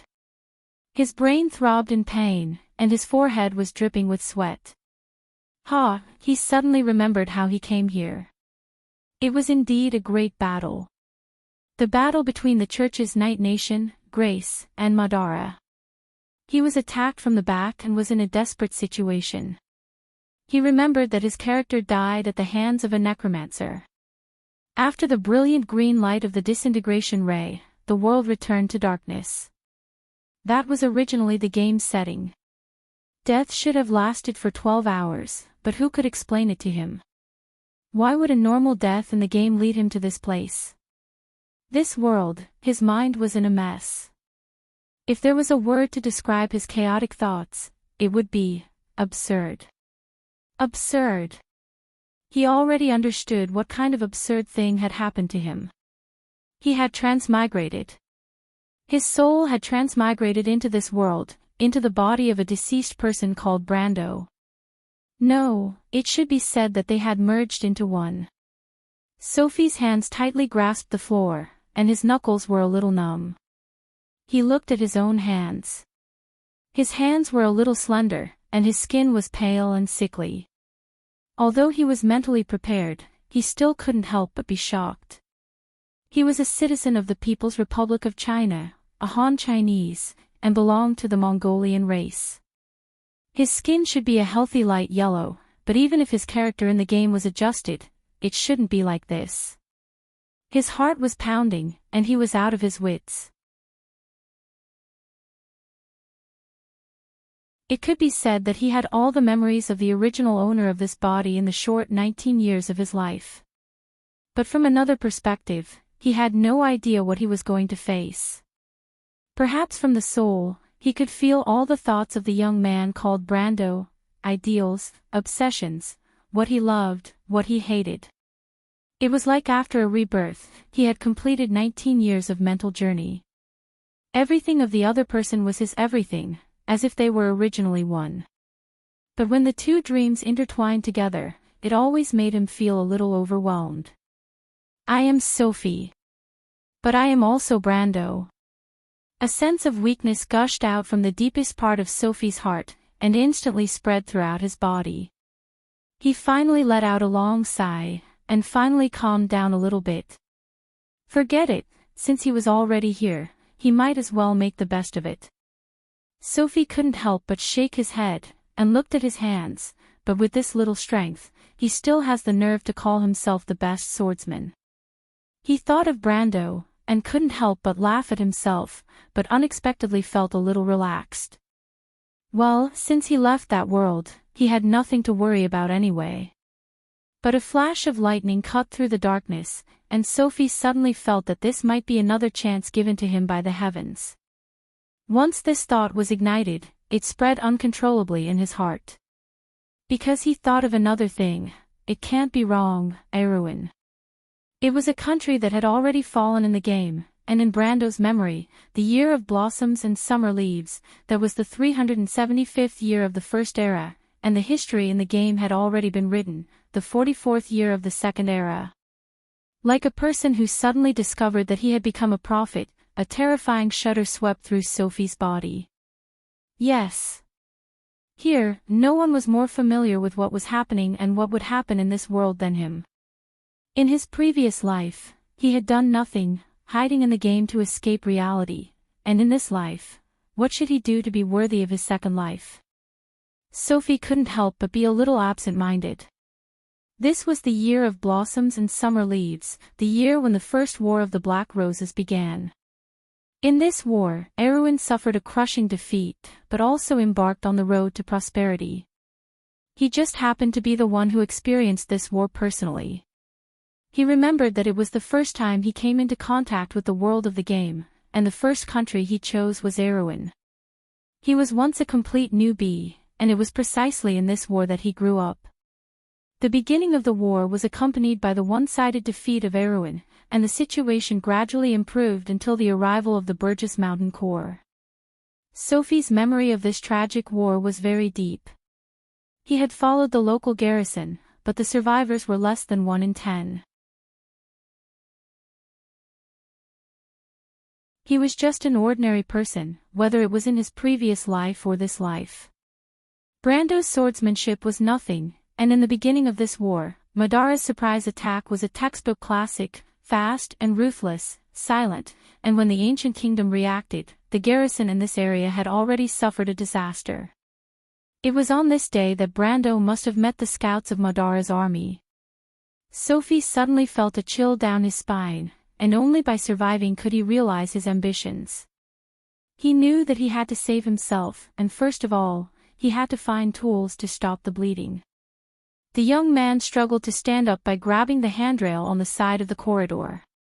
Then he saw the structure of the room clearly, and just as he imagined, Erewhon's southern architectural style was so familiar to him, because he had spent the most unforgettable time here.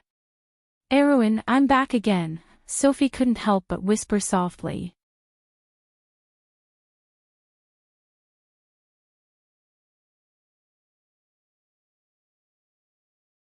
Chapter 13.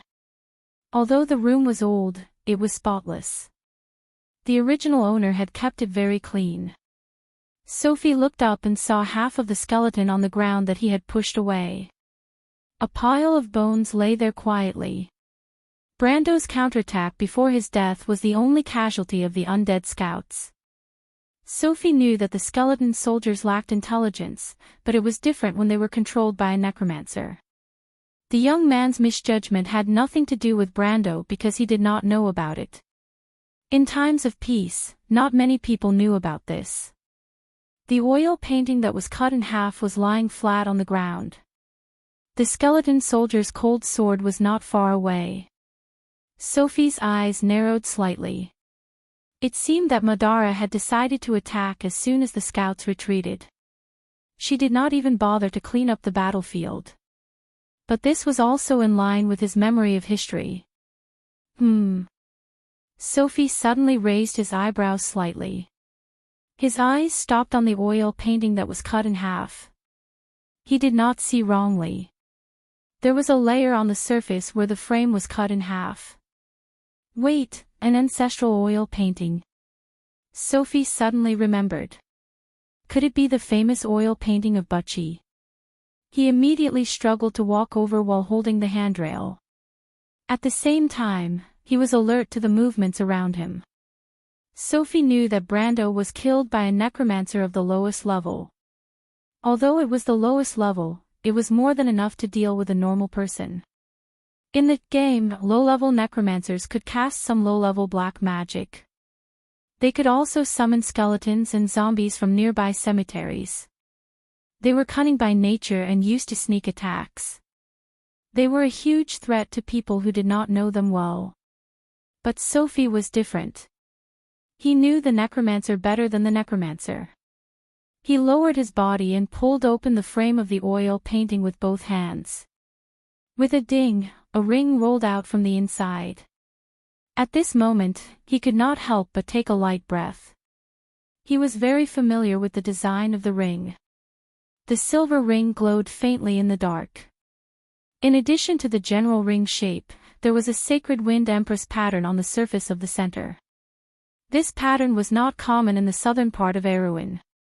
It was the national emblem of San Orso in the north. Sophie carefully rubbed the ring with her thumb.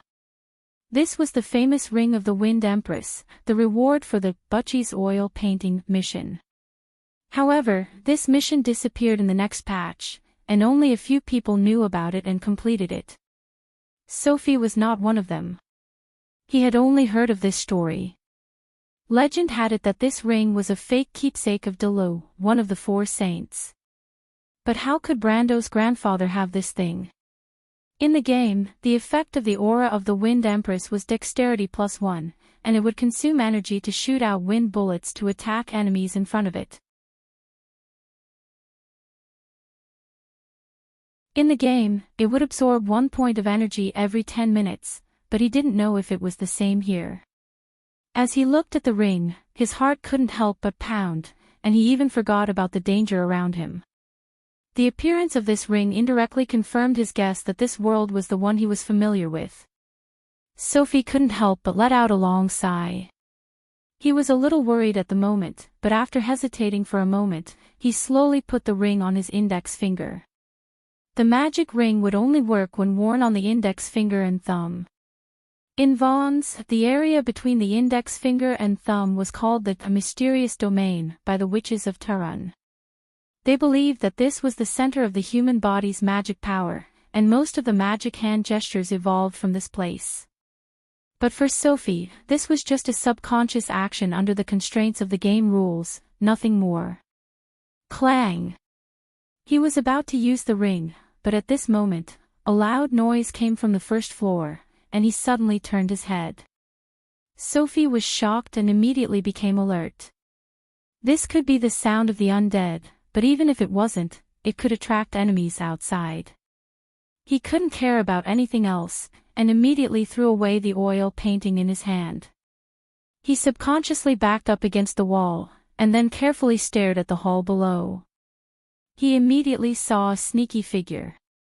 It was a girl wearing a simple leather dress. She carefully groped her way out from below, looking left and right, looking a little nervous, but she didn't pay attention to the top of her head. The girl was holding a stone hammer with both hands. She seemed to be struggling, but looking at her appearance, she seemed to be looking for something. Sophie couldn't help but sigh. He coughed. The sound wasn't loud, but it was unusually loud in the empty room. The girl was obviously shocked. She suddenly turned her head, and her small face was pale. But in all fairness, this young girl could be considered a beauty. Her chestnut-colored hair was tied up behind her head. She looked dignified, but under her jade-like forehead, there was a pair of slender eyes that always gave people a feeling of charm. The tips of her eyebrows were slightly raised, and her eyes were clear and flustered. Her nose was tall and straight. At a glance, one could tell that she was an extremely independent person. She had a unique temperament, but she definitely couldn't be called a lady. At least, if you saw a girl who was holding a masonry hammer with both hands and wearing a leather bag similar to those merchants in the South, you would find it hard to believe that she was a rich young lady with an excellent family background. When the girl saw Sophie, she suddenly relaxed. She let out a long breath and couldn't help but pat her chest, and a beautiful smile appeared on her face. "It's you, Brando. You scared me. Miss Roman, how did you come in?" When Sophie saw the girl, he couldn't help but feel a headache. This was the girl that Brando had always admired. She lived in the house opposite with her aunt, and she often had some strange dreams. For example, she always wanted to go out to the outside world and become a traveling merchant. Sophie thought that this idea was a bit ridiculous. In Erewhon, traveling merchants were not a respected profession. Some of them were even confused with liars and thieves. During the reign of Anson VI, these people colluded with the bandits outside for many years and were deeply hated. They were even called people with 2 mouths and 3 hands. 2 mouths because they were good at talking and deceiving. 3 hands because their hands and feet were not clean, and they often did some petty theft. It could be said that these people were one of the biggest threats to local law and order. When Sophie was a newbie, 8 out of 10 missions were related to them. "I climbed in from the window outside your kitchen. By the way, your window is really small. It almost tore my skirt." The girl complained as she bent down to adjust her skirt. "No one let you in from there." After inheriting Brando's memory, Sophie was somewhat immune to the girl's personality, but she still could not help but complain in her heart. "I'm not asking you this." He could not help but shake his head. "I'm asking you, what are you doing here in the middle of the night?" "I'm worried about you, Brando." The Roman replied as she looked around. She was obviously very curious. "Do you see that skeleton?" She saw it too. However, Sophie noticed that the young lady's gaze had landed on her chest. "Are you hurt?" The future merchant girl turned her head and blinked her eyes. "Yes, let me see." She lifted her skirt and ran a few steps up the stairs. She pressed the young man's hand that was covering the wound with her paw. "Take your hand away." "Why are you blocking it?" "It'll get infected." The girl complained as she looked at Sophie's wound. She took a deep breath and looked up. Such a serious injury. Sophie felt the girl's cold grip on his hand, and his heart skipped a beat. Although he knew that this was Brando's feeling, he did not deliberately stop it. "It's okay, my ass." The merchant girl rolled her eyes at him, and then she looked for the leather bag hanging on her leather skirt. "Wait, I think I have bandages." Sophie looked at her with interest. He knew that the things in Roman's bag were her treasures. Most of them were strange little things that Brando bought with her. For example, seashells by the sea, colored glass beads, copper whistles, ancient coins, and so on. These things were not worth much, but they were not common in this area. This future businesswoman's greatest hobby was to find these treasures in a pile of old goods. Although the two young people didn't have money, Roman could always find a way to buy some cheap and rare things that she liked. He pressed down on Roman's hand and shook his head. "Let's go inside, it's too dangerous here. I'm not afraid of those skeletons." She looked up at him and finally found a first aid kit. "Do you know how to bandage?" "I don't know how to." Sophie opened the kit and took out bandages and cotton wool. He was stunned. He had been looking for first aid kits because he subconsciously thought that this was the world of the game. In the game, the bandages would automatically stop bleeding and heal. But at this moment, he realized that bandaging in the real world was a professional skill. He could not just wrap a few rounds around the wound, right? "Brando, do you want me to give it a try?" The Roman girl looked eager to try. "No need." Sophie quickly refused.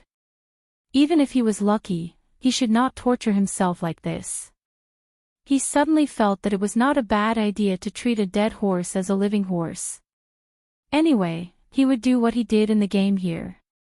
If he died, he could only blame God. He tore off the bandage and bit it in his mouth. Then, he took off his shirt and wrapped the bandage from the inside around the wound. He was at least an old hand at bandaging in the game, so he was quite familiar with the technique. He was careful not to press too hard. But suddenly, he froze. He saw a light green number, +1, slowly emerging from his wound. At that moment, Sophie's brain buzzed as if it had been hit by a heavy bomb. For a moment, he did not know what to do next. But he immediately reacted. As if he had been blessed by luck, he madly said in his heart, attributes, come out." He waited with a half-expectant and half-afraid mood. After waiting for about a second, a set of faint data appeared on his arms, thighs, joints, body, and heart. Strength 1. 0, Dexterity 2. 0, Physique 0. 9. Then, another set of data floated in his vision like a ghost, Intelligence 1. 1, Will 1. 3, Wisdom 1. 0, Absolute Strength 1. 0, Elemental Attribute, Unawakened.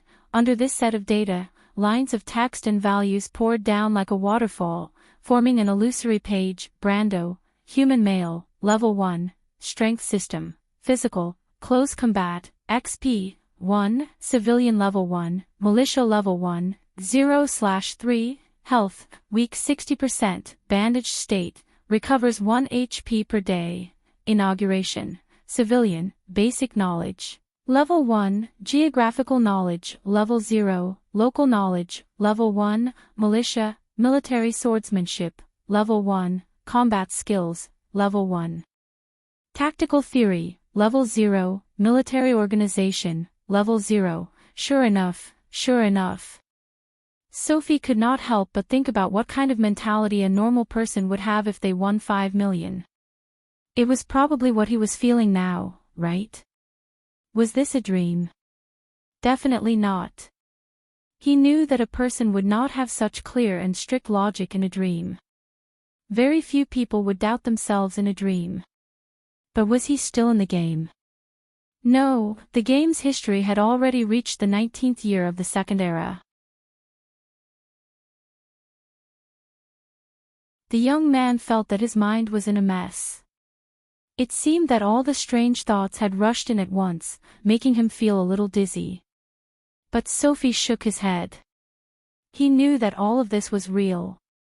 He had read so many transmigration novels, and he was not the first person to transmigrate to the game world. Presumably, he would not be the last. "Lord Martha, do you really exist?" Sophie could not help but pray heavily to the only supreme God in this world. He stared blankly at the virtual data projected on his retina and could not help but ask himself, "Isn't this your world, Sophie? What else do you want?" Yes, as a veteran warrior over level 130, what else could he ask for? Experience, he had. Foresight, he also had the ability to foresee the future. If he still could not control his own destiny, then he should really kill himself out of shame. But then again, it felt good to be full of confidence, really good. P.S. This chapter is about 4,000 words, and the results are not very good. Please click to recommend. Also, thank you to Lazy Side, Wally de Soros, Zippy Eyes, Scarlet Memoirs, D-Blade, Meow Meow, Xianyuan Blood, Hermit Fish, Devil D, Trickery, Money Shark, and a few others who voted for this review. But some of the friends who voted for this review were really unkind. _smiley face Chidian Chinese website www welcomes readers to read the latest, fastest, and hottest series of original works at Chidian Originals. You're tuning into the LoveLore Library YouTube channel.